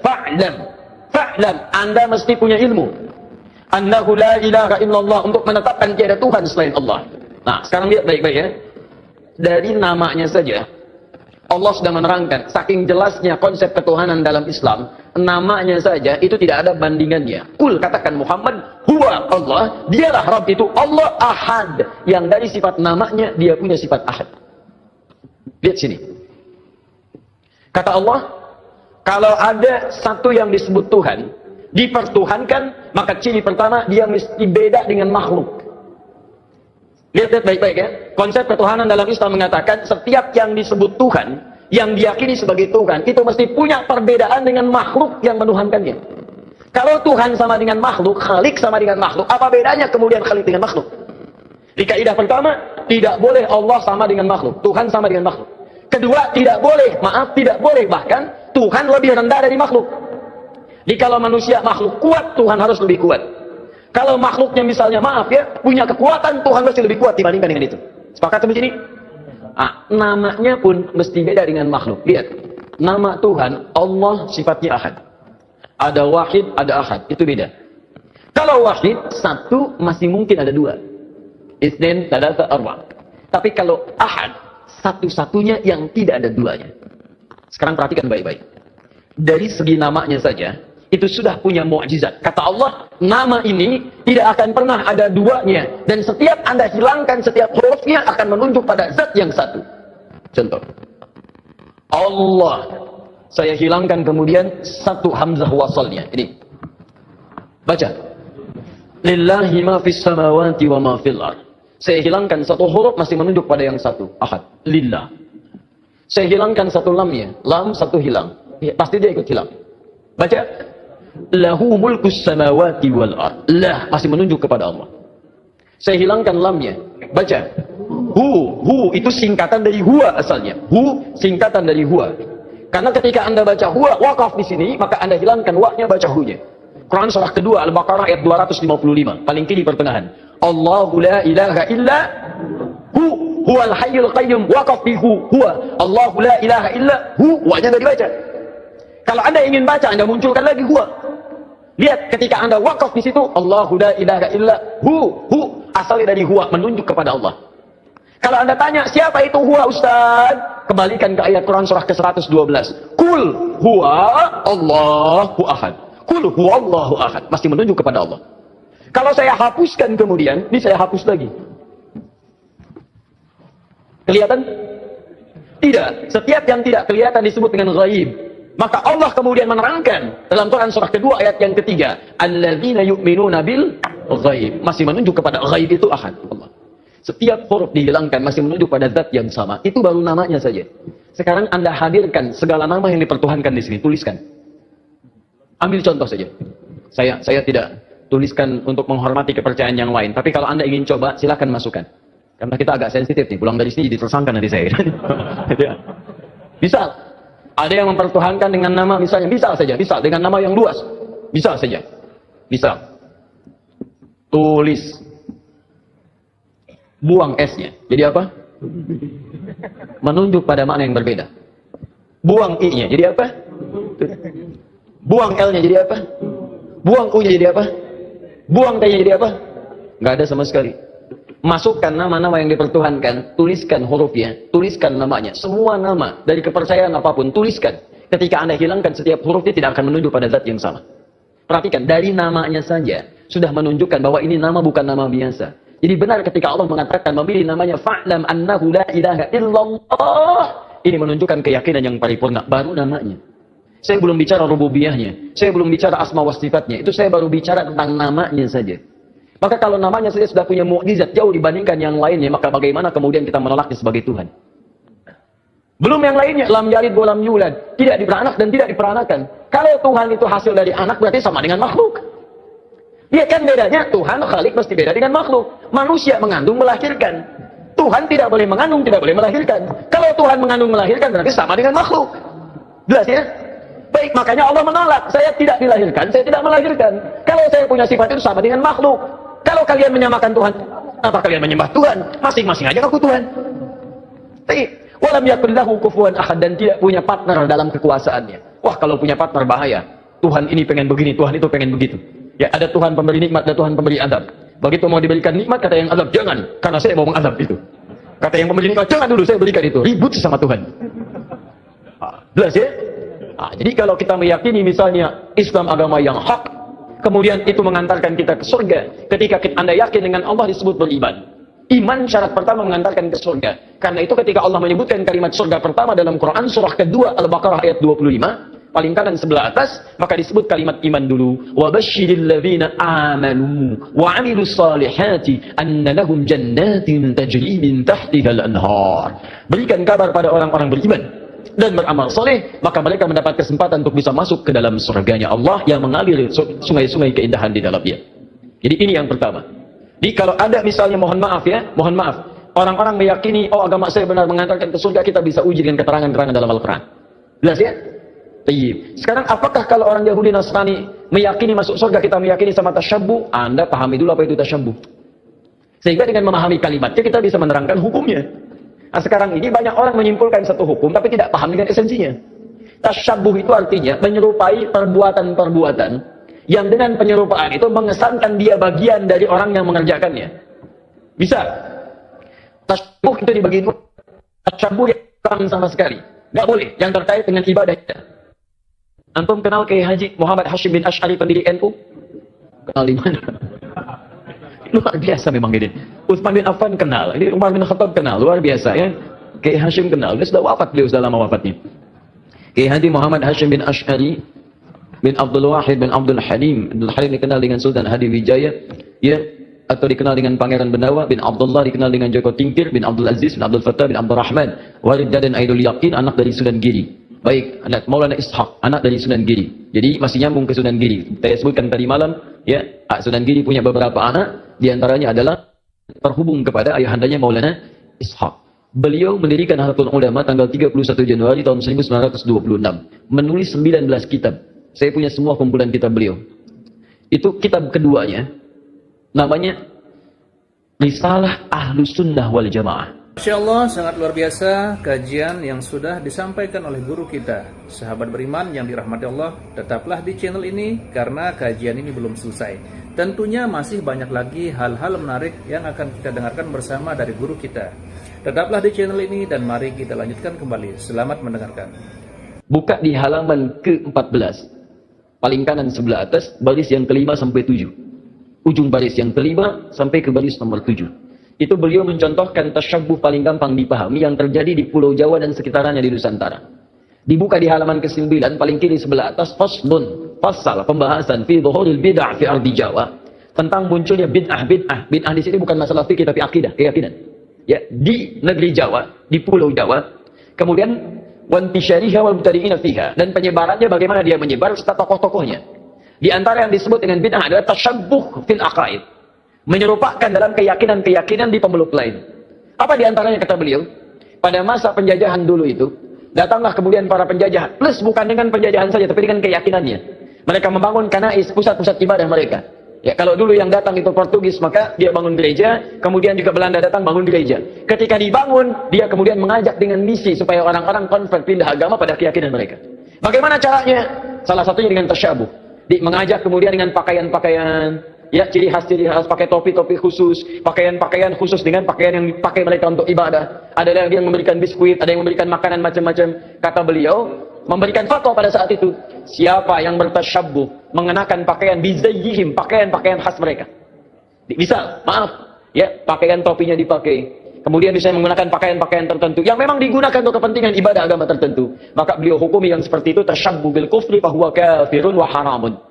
Yang seperti itu dihukumi dengan haram. Tasyabbuh itu artinya menyerupakan dari perbuatan yang dengan perbuatan itu menunjukkan pola ibadah tertentu, pola keyakinan tertentu yang dilarang dalam Islam. Jelas? Ada orang beda kepercayaan dengan kita, dia mengenakan pakaian, tak ikuti pakaian itu disebut tasyabbuh yang dilarang. Ada orang punya kebiasaan, misal ada ulang tahun, tiup lilin, tiup lilinnya, tiup nggak mati-mati, ya, masya Allah, karena lilin ditutup dengan gelas, ya kan, masya Allah.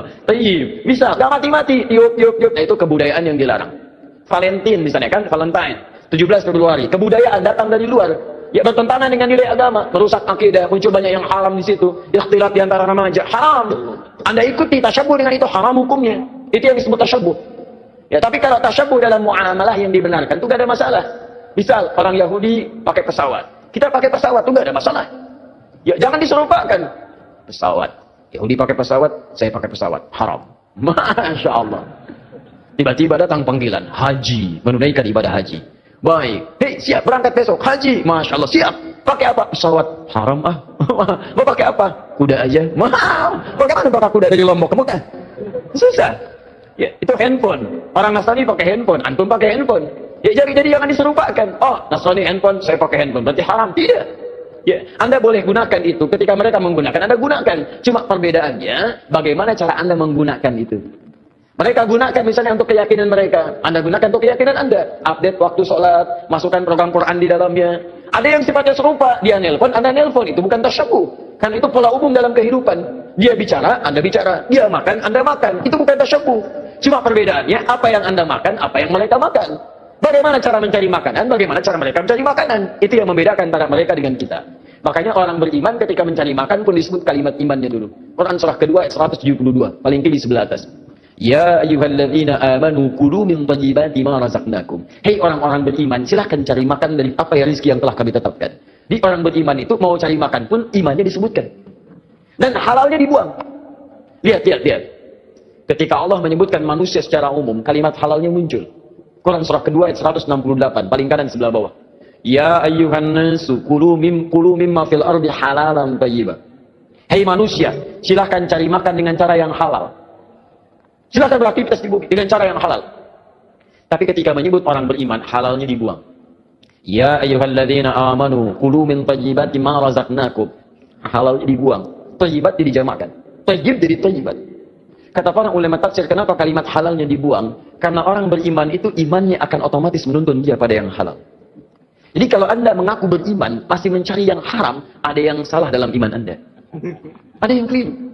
Makanya orang beriman itu tidak mungkin melakukan perbuatan buruk. Datang ke kantor, tiba-tiba ada yang misalnya ngasih proyek yang tidak jelas, imannya akan menghentikan tangan dia untuk menyebut yang tidak jelas itu. Kalau mereka yakin masuk surga, kita yakin itu bukan tasyabbuh namanya. Tapi perbedaan keyakinan kita untuk didiskusikan mana yang terbenar di antara keyakinan itu. Ini tasyabbuh itu sifatnya ada dua. Tasyabbuh dengan yang tidak dibenarkan sama sekali, yaitu perbuatan-perbuatan kufur yang bisa mengantarkan kita pada kufuran, atau perbuatan maksiat yang dilarang oleh ketentuan agama. Tapi kalau tasyabbuh dalam muamalah itu bukan tasyabbuh namanya, tapi hanya kegiatan-kegiatan rutinitas yang bisa kita kerjakan oleh setiap manusia. Alhamdulillahirrabbilalamin, demikianlah kajian penuh ilmu, hikmah, dan manfaat yang sudah kita dengarkan bersama dari guru kita. Semoga tausiah yang beliau sampaikan menjadi ilmu yang bermanfaat dalam kehidupan kita sehari-hari. Dan semoga kita semua bisa istiqomah dalam mengamalkannya. Amin ya rabbal alamin. Sahabat beriman yang dirahmati Allah, terima kasih banyak sudah menyimak tausiah ini sampai selesai. Doa dan harapan saya semoga sahabat semua selalu diberikan kesehatan, dimudahkan segala urusannya, dan dilancarkan rezekinya. Amin ya robbal alamin. Demikian yang dapat saya bagikan. Kurang lebihnya mohon maaf. Sampai bertemu lagi di kajian berikutnya. Wabillahi taufik wal hidayah wa ridha wal inayah. Wassalamualaikum warahmatullahi wabarakatuh. Setelah kita mendengarkan bersama tausiah yang sangat luar biasa dari guru kita, sekarang mari kita lanjutkan aktivitas kita masing-masing. Semoga tausiah yang beliau sampaikan kepada kita semua menjadi ilmu yang bermanfaat dalam kehidupan kita sehari-hari, dan semoga kita semua bisa istiqomah dalam mengamalkannya. Amin ya robbal alamin. Selamat beraktivitas buat sahabat semua dan sukses selalu. Sampai bertemu lagi di video berikutnya. Wabillahi taufiq wal hidayah. Wassalamualaikum warahmatullahi wabarakatuh. Apalagi pakai bahasa jin. Tak jelaskan ini bahasa jinnya. Bismillahirrahmanirrahim. Wazqakin aqaja matarimakum wa yaqya wa inna akanahum. Nah, itu bahasa khusus. Bahasa apa? Bahasa jin. Kalau bahasa malaikat, Bismillahirrahmanirrahim. Maqali inna kalimah Allah, maqali inna kalimah dunya al-khatiyah ma fi Allah. Maskun akaryama kalimah fi Allah. Hati-hati. Kita ini jangan sampai menyumpahkan diri sendiri. Ibarat kita sudah sumpah kepada jasad, sumpah kepada hati, sumpah kepada ruh, tidak sadar bahwa tulisan itu sudah menyebar ke seluruh Indonesia, Asia dan dunia. Hati-hati, betul atau tidak? Kata Bilatung, kata cacing, makan tuh. Mas asyidi idhasya tasyida. Kamu waktu di dunia saya jadi cacing, bisa menjadi umpan. Sekarang kamu jadi umpan saya. Kata cacing gitu bahasanya. Makanya ditanya kata semut, ini bahasa semut. Bismillahirrahmanirrahim. Asyukuri innaka yama karyama gufron, alkihi innaka yama adar yama firma Allah. Apakah saya didoakan enggak gufron? Ya jelas lah. Karena saya informasi dengan Nabi. Nabi siapa? Nabi Sulaiman alaihi wassalam dengan saya. Saya difitnah dina, senang, tetap saya mendoakan. Oke. Semua gudangnya tetap kata Rasulullah, Rabbana qul inna rahmatan ibadah, qul inna rahmatan lil alamin. Doakan. Gimana? Alhamdulillah. Baik, pertanyaan selanjutnya, apakah agama Kristen, pokoknya selain Islam, selain Islam, Kristen, Buddha, Hindu, itu bisa masuk surga? Bismillahirrahmanirrahim. Assalamualaikum warahmatullahi wabarakatuh. Alhamdulillah wa syukurillah sebangsa dan setanah air. Agama disebut lintas agama. Apakah itu masuk surga? Ya masuk. Karena apa? Sudah ada gardu masing-masing. Betul nggak? Nabinya siapa? Atau malaikat siapa? Atau ulamanya siapa, pemimpinnya siapa, itu sudah ada channel-channelnya. Betul nggak? Ada juru kunci-kuncinya. Masuk surga. Masa Islam aja yang masuk surga? Ya enggak. Semua orang yang memiliki kepercayaan, dia punya keyakinan bahwa keyakinan itu akan mengantarkan dia pada maslahat. Silakan cek, kalau Anda tanyakan kepada non-muslim, dia pun akan yakin masuk surga. Bismillahirrahmanirrahim. Assalamualaikum warahmatullahi wabarakatuh. Alhamdulillahirrabbilalamin. Wassalatu wassalamu ala rasulillah wa ala alihi wa sahbihi wa mawalah amma ba'du. Sahabat beriman yang dimuliakan Allah, syukur alhamdulillah kita bertemu lagi di channel ini. Pada kesempatan yang berbahagia ini, mari sejenak kita luangkan waktu kita untuk bersama-sama menyimak kajian yang sangat luar biasa yang akan disampaikan oleh guru kita. Tentunya banyak sekali ilmu, hikmah, dan manfaat yang bisa dijadikan pelajaran dalam kehidupan kita sehari-hari. Penasaran siapa beliau? Mari kita simak bersama. Selamat mendengarkan. Kita menyerupakan diri dengan orang Yahudi Nasrani bila kita meyakini hanya kita yang masuk surga, sedangkan yang lainnya masuk neraka. Tayyib. Semua orang yang memiliki kepercayaan, dia punya keyakinan bahwa keyakinan itu akan mengantarkan dia pada maslahat. Silakan cek, kalau Anda tanyakan kepada non-muslim, dia pun akan yakin masuk surga. Anda tanyakan misalnya pada orang Nasrani, dia yakin masuk surga. Anda tanyakan kepada orang Yahudi, dia yakin masuk surga. Anda tanyakan pada diri kita sendiri, kita pun yakin kita akan masuk surga. Hanya di antara sekian keyakinan itu, kita bisa ukur mana di antara keyakinan yang membuktikan kebenaran dari apa yang diyakini. Sama, Anda ingin mengerjakan sesuatu, semua punya capaian. Tapi kan semua capaian itu bisa diukur mana yang paling benar di antara semua itu. Saya beri contoh kepada Anda misalnya. Baik, jika ada orang mengatakan 2 kali 3 sama dengan berapa? 6 misalnya. 2 kali 3 sama dengan 6. Ada yang yakin 2 kali 3 sama dengan 5. Ada yang yakin 2 kali 3 sama dengan 7. Ada yang yakin 2 kali 3 sama dengan 6. Bagaimana membuktikan keyakinan ini? Mana yang paling benar di antara yang 3 ini? Maka ada perlu diuji dari semua keyakinan itu untuk menentukan mana yang paling benar dari semua apa yang diyakini itu. Baik, mari kita buktikan misalnya. Dari semua apa yang tadi diyakini, kita mesti bedakan. Ini ada 2 pertanyaan. Apakah ketika kita akan yakin masuk surga termasuk tasyabbuh? Yang kedua, bagaimana menguji keyakinan antara yang paling benar sehingga iman kita yakin terhadap apa yang kita yakini. Baik, saya mulai dari yang kedua dulu. Quran surah ketiga Ali Imran ayat 19, paling kiri sebelah atas. Innad dina indallahil Islam. Sungguh jika ada pun segala hal yang diyakini disebut dengan agama, din, maka yang paling benar kata Allah, yang saya ridhai hanya Islam. Islam. Mutlak, itu keyakinan kita. Ketika Allah menyebutkan yang paling benar Islam, bukan hanya menerangkan Islam benar, tapi menurunkan pemahaman-pemahaman supaya yakin cuma Islam yang benar, bukan yang lainnya. Dari mana? Mari kita uji. Dan ini secara ilmiah bisa kita bahas. Jadi jangan sampai antum mengecilkan orang lain tapi tidak punya argumentasi. Quran itu ketika menjelaskan sesuatu sifatnya argumentatif, nih keterangannya. Tapi dari keterangan ini saya tidak paksa Anda untuk meyakini apa yang saya yakini. Anda mau? Silakan, saya nggak paksa. Itu indahnya Quran. Buka Quran surah kedua ayat 256 paling kiri sebelah bawah. La ikraha fid din. Tidak boleh paksa orang untuk memeluk ad-din. Din yang dimaksud Islam. Quran surah 3 ayat 19. Innad dina indallahil Islam. Di dalam Islam nggak boleh paksa orang. Apalagi dengan senjata, nggak boleh. Tembak orang, bom orang, bunuh orang, itu nggak boleh, dilarang. Ya, saya pernah dengar kejadian bom Jalan Tamrin itu. Baik, setelah itu saya ke Lampung, ada pertanyaan, Ustaz, apakah bom di Jalan Tamrin termasuk jihad fisabilillah? Masya Allah. Saya bilang, Pak, Allah, sependek pengetahuan saya, jihad fisabilillah itu jihad di jalan Allah, bukan di Jalan Tamrin. Ya beda. Kaidahnya lain.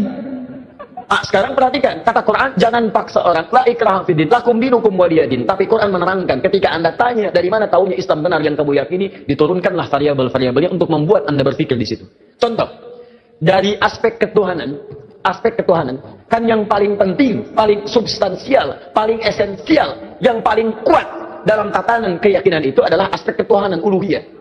Yang membedakan satu keyakinan dengan yang lain adalah konsep ketuhanannya. Dalam Islam tidak ada yang paling jelas dibanding keyakinan lain tentang yang menjelaskan tentang ketuhanan kecuali dalam Islam. Contoh, saya berikan gambaran, mohon izin.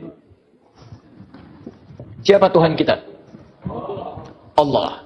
Perhatikan baik-baik. Perhatikan, ketika Anda menyebutkan Allah, turun perintah dari Allah. Jangan cukupkan, katakan Allah. Jangan cukupkan, tapi Anda mesti punya ilmu untuk menetapkan kenapa Allah yang dianggap Tuhan. Kenapa Allah yang kita yakini sebagai Tuhan? Perhatikan, ketika Nabi ditanya oleh orang kafir Quraisy pada saat itu, "Hei, man rabbuk? Man rabbuk?" Karena ketika turun ayat, "Qul a'udzu birabbin nas, qul a'udzu birabbil falaq." Rabb. Kata mereka, siapa Rabb itu? Karena ini Tuhan-Tuhan kami pun, Lata, Uzza, Manat, itu Rabb juga. Rabb kamu siapa?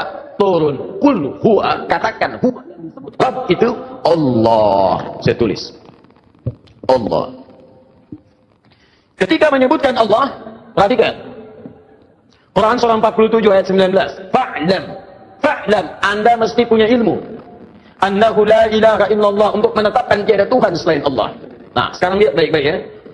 Dari namanya saja, Allah sudah menerangkan, saking jelasnya konsep ketuhanan dalam Islam, namanya saja itu tidak ada bandingannya. Kul, katakan Muhammad, huwa Allah, dialah Rabb itu Allah Ahad. Yang dari sifat namanya, dia punya sifat Ahad. Lihat sini. Kata Allah, kalau ada satu yang disebut Tuhan, dipertuhankan, maka ciri pertama, dia mesti beda dengan makhluk. Lihat baik-baik ya. Konsep ketuhanan dalam Islam mengatakan, setiap yang disebut Tuhan, yang diyakini sebagai Tuhan, itu mesti punya perbedaan dengan makhluk yang menuhankannya.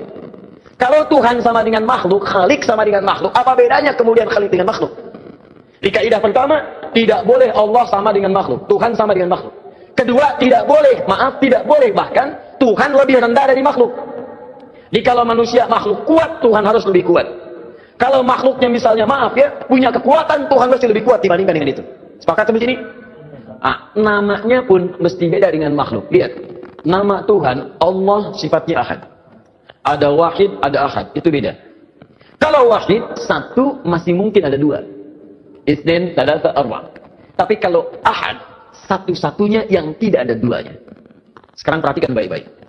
Dari segi namanya saja, itu sudah punya mukjizat. Kata Allah, nama ini tidak akan pernah ada duanya. Dan setiap Anda hilangkan setiap hurufnya akan menunjuk pada zat yang satu. Contoh. Allah. Saya hilangkan kemudian satu hamzah wasalnya. Ini. Baca. Lillahi ma fis samawati wa ma fil ard. Saya hilangkan satu huruf masih menunjuk pada yang satu. Ahad. Lillah. Saya hilangkan satu lamnya. Lam satu hilang. Ya, pasti dia ikut hilang. Baca. Lahu mulkus samawati wal ard. Lah masih menunjuk kepada Allah. Saya hilangkan lamnya. Baca. Hu itu singkatan dari huwa asalnya. Hu singkatan dari huwa. Karena ketika Anda baca huwa wakaf di sini, maka Anda hilangkan wa-nya, baca hu-nya. Quran surah kedua Al-Baqarah ayat 255, paling kiri pertengahan. Allahu la ilaha illa huwal hayyul qayyum, waqaf bi huwa. Allahu la ilaha illa wa-nya tidak dibaca. Kalau Anda ingin baca, Anda munculkan lagi huwa. Lihat ketika Anda waqaf di situ, Allahu la ilaha illa asalnya dari huwa, menunjuk kepada Allah. Kalau Anda tanya, siapa itu huwa Ustaz? Kembalikan ke ayat Quran surah ke-112. Kul huwa Allahu ahad. Kul huwa Allahu ahad. Masih menunjuk kepada Allah.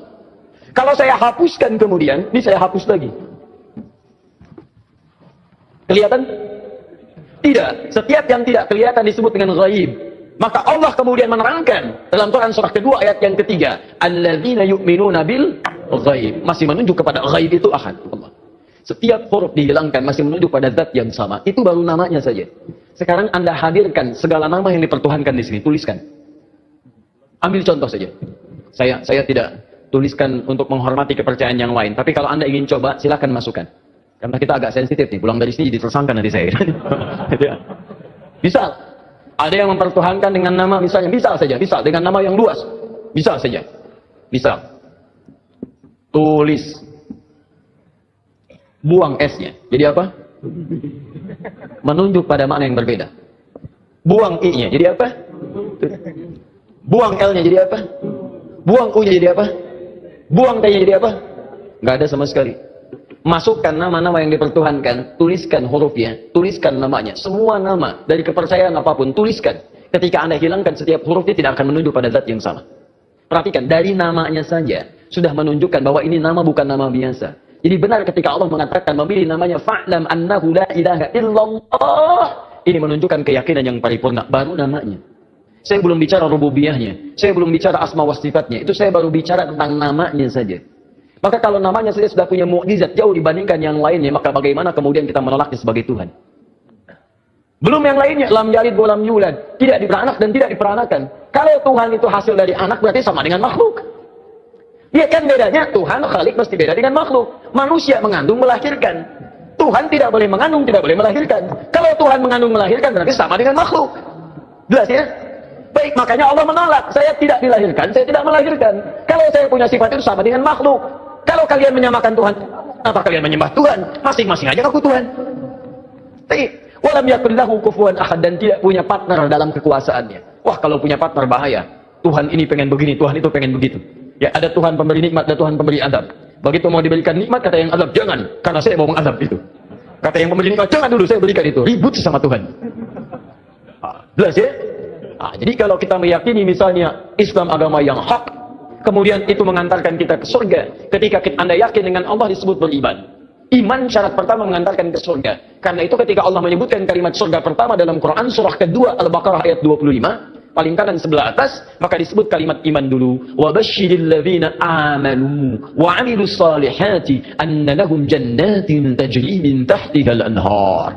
Berikan kabar pada orang-orang beriman dan beramal soleh, maka mereka mendapat kesempatan untuk bisa masuk ke dalam surganya Allah yang mengalir sungai-sungai keindahan di dalamnya. Jadi ini yang pertama. Jadi kalau ada misalnya, mohon maaf ya, mohon maaf, orang-orang meyakini, oh agama saya benar mengantarkan ke surga, kita bisa uji dengan keterangan-keterangan dalam Al-Quran. Jelas ya?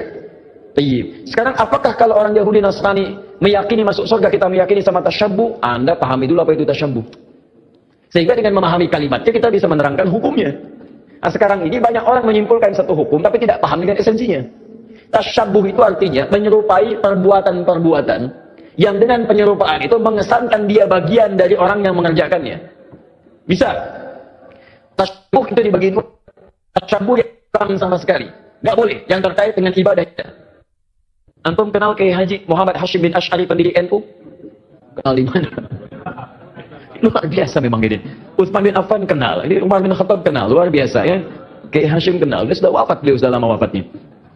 Kiai Haji Muhammad Hashim bin Asy'ari bin Abdul Wahid bin Abdul Halim. Abdul Halim dikenal dengan Sultan Hadi Wijaya, ya, atau dikenal dengan Pangeran Benawa bin Abdullah, dikenal dengan Joko Tingkir bin Abdul Aziz bin Abdul Fattah bin Abdul Rahman, Walid dan Aidul Yaqin, anak dari Sunan Giri. Baik, anak Maulana Ishaq, anak dari Sunan Giri. Jadi masih nyambung ke Sunan Giri. Saya sebutkan tadi malam, ya, Sunan Giri punya beberapa anak, di antaranya adalah terhubung kepada ayahandanya Maulana Ishaq. Beliau mendirikan Nahdlatul Ulama tanggal 31 Januari tahun 1926. Menulis 19 kitab. Saya punya semua kumpulan kitab beliau. Itu kitab keduanya, namanya Risalah Ahlus Sunnah wal Jamaah. Masya Allah, sangat luar biasa kajian yang sudah disampaikan oleh guru kita. Sahabat beriman yang dirahmati Allah, tetaplah di channel ini karena kajian ini belum selesai. Tentunya masih banyak lagi hal-hal menarik yang akan kita dengarkan bersama dari guru kita. Tetaplah di channel ini dan mari kita lanjutkan kembali. Selamat mendengarkan. Buka di halaman ke-14. Paling kanan sebelah atas, baris yang ke-5 sampai 7. Ujung baris yang ke-5 sampai ke baris nomor 7. Itu beliau mencontohkan tasyabuh paling gampang dipahami yang terjadi di Pulau Jawa dan sekitarannya di Nusantara. Dibuka di halaman ke-9 paling kiri sebelah atas, faslun, fasal pembahasan fi dhuhuril bid'ah fi ardi Jawa, tentang munculnya bid'ah. Bid'ah di sini bukan masalah fikih tapi akidah, keyakinan. Ya, di negeri Jawa, di Pulau Jawa. Kemudian wantisyariha wal mubtadi'ina fiha, dan penyebarannya bagaimana dia menyebar serta tokoh-tokohnya. Di antara yang disebut dengan bid'ah adalah tasyabuh fil aqaid. Menyerupakan dalam keyakinan-keyakinan di pemeluk lain. Apa di antaranya kata beliau? Pada masa penjajahan dulu itu, datanglah kemudian para penjajah, plus bukan dengan penjajahan saja, tapi dengan keyakinannya. Mereka membangun kanais, pusat-pusat ibadah mereka. Ya, kalau dulu yang datang itu Portugis, maka dia bangun gereja, kemudian juga Belanda datang bangun gereja. Ketika dibangun, dia kemudian mengajak dengan misi supaya orang-orang konvert pindah agama pada keyakinan mereka. Bagaimana caranya? Salah satunya dengan tasyabuh. Mengajak kemudian dengan pakaian-pakaian, ya, ciri khas pakai topi-topi khusus, pakaian-pakaian khusus dengan pakaian yang dipakai mereka untuk ibadah. Ada yang memberikan biskuit, ada yang memberikan makanan macam-macam. Kata beliau, memberikan fatwa pada saat itu, siapa yang bertasyabuh mengenakan pakaian bizayyihim, pakaian-pakaian khas mereka. Misal, maaf, ya, pakaian topinya dipakai. Kemudian bisa menggunakan pakaian-pakaian tertentu yang memang digunakan untuk kepentingan ibadah agama tertentu. Maka beliau hukumi yang seperti itu tasyabuh bil kufri fahuwa kafirun wa haramun. Yang seperti itu dihukumi dengan haram. Tasyabuh itu artinya menyerupakan dari perbuatan yang dengan perbuatan itu menunjukkan pola ibadah tertentu, pola keyakinan tertentu yang dilarang dalam Islam. Jelas? Ada orang beda kepercayaan dengan kita, dia mengenakan pakaian, tak ikuti pakaian itu disebut tasyabuh yang dilarang. Ada orang punya kebiasaan, misal ada ulang tahun, tiup lilin. Tiup lilinnya, ditiup-tiup nggak mati-mati, ya, masya Allah. Karena lilin ditutup dengan gelas, ya kan, masya Allah. Tiup, bisa, nggak mati-mati, tiup. Nah, itu kebudayaan yang dilarang. Valentine misalnya kan, Valentine, 17 Februari, kebudayaan datang dari luar, ya, bertentangan dengan nilai agama, merusak akidah, muncul banyak yang haram di situ, ikhtilat di antara remaja, haram. Anda ikuti tasyabuh dengan itu, haram hukumnya. Itu yang disebut tasyabuh. Ya, tapi kalau tasyabuh dalam muamalah yang dibenarkan, itu nggak ada masalah. Misal orang Yahudi pakai pesawat, kita pakai pesawat itu nggak ada masalah. Ya, jangan diserupakan. Pesawat, Yahudi pakai pesawat, saya pakai pesawat, haram. Masya Allah. Tiba-tiba datang panggilan haji, menunaikan ibadah haji. Baik, hei, siap berangkat besok haji, masya Allah, siap. Pakai apa? Pesawat, haram ah. Mau pakai apa? Kuda aja. Mahal. Bagaimana pakai kuda dari Lombok ke Mekah? Susah. Ya, itu handphone. Orang Nasrani pakai handphone, antum pakai handphone. Ya, jadi jangan diserupakan. Oh, Nasrani handphone, saya pakai handphone, berarti haram. Tidak. Ya, Anda boleh gunakan itu. Ketika mereka menggunakan, Anda gunakan. Cuma perbedaannya, bagaimana cara Anda menggunakan itu. Mereka gunakan misalnya untuk keyakinan mereka. Anda gunakan untuk keyakinan Anda. Update waktu sholat, masukkan program Quran di dalamnya.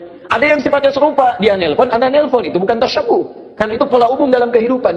Dia bicara, Anda bicara. Dia makan, Anda makan. Itu bukan tasyabuh. Cuma perbedaannya, apa yang Anda makan, apa yang mereka makan. Bagaimana cara mencari makanan, bagaimana cara mereka mencari makanan. Itu yang membedakan antara mereka dengan kita. Makanya orang beriman ketika mencari makan pun disebut kalimat imannya dulu. Quran surah kedua ayat 172, paling kiri sebelah atas. Ya ayyuhalladzina amanu kulu min thayyibati ma razaqnakum. Hei orang-orang beriman, silahkan cari makan dari apa ya rezeki yang telah kami tetapkan. Di orang beriman itu mau cari makan pun imannya disebutkan. Dan halalnya dibuang. Lihat. Ketika Allah menyebutkan manusia secara umum, kalimat halalnya muncul. Quran surah kedua ayat 168, paling kanan sebelah bawah. Ya ayyuhan nasu kulu mimma fil ardi halalan thayyiba. Hei manusia, silahkan cari makan dengan cara yang halal. Silahkan beraktivitas di bumi dengan cara yang halal. Tapi ketika menyebut orang beriman, halalnya dibuang. Ya ayyuhalladzina amanu kulu min thayyibati ma razaqnakum. Halalnya dibuang. Thayyibat dijamakkan. Thayyib jadi thayyibat. Kata para ulama tafsir, kenapa kalimat halalnya dibuang? Karena orang beriman itu imannya akan otomatis menuntun dia pada yang halal. Jadi kalau Anda mengaku beriman, masih mencari yang haram, ada yang salah dalam iman Anda. Ada yang keliru. Makanya orang beriman itu tidak mungkin melakukan perbuatan buruk. Datang ke kantor, tiba-tiba ada yang misalnya ngasih proyek yang tidak jelas, imannya akan menghentikan tangan dia untuk menyebut yang tidak jelas itu.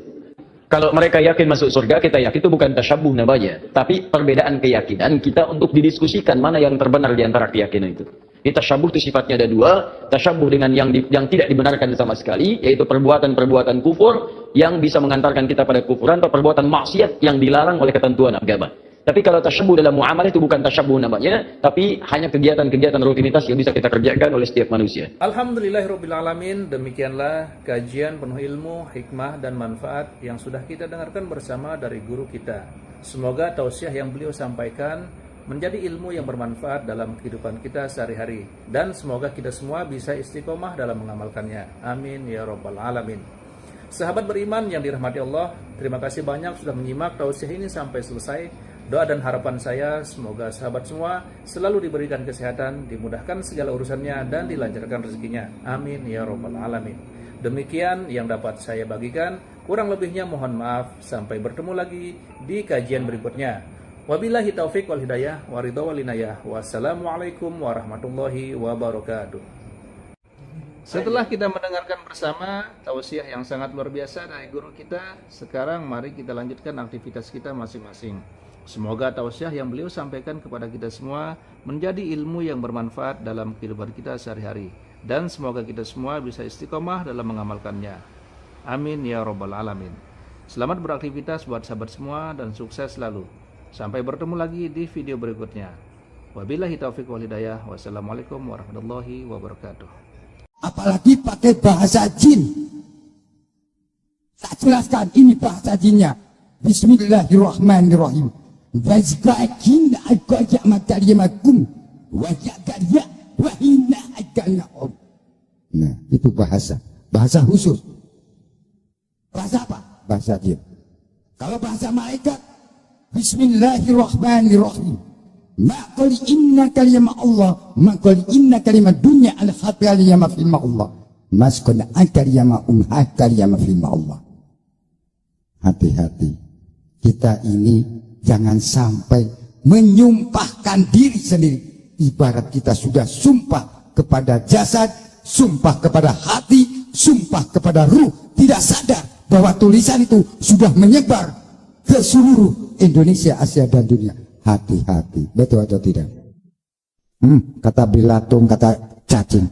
Makan tuh. Mas asyidi idhasya tasyida. Kamu waktu di dunia, saya jadi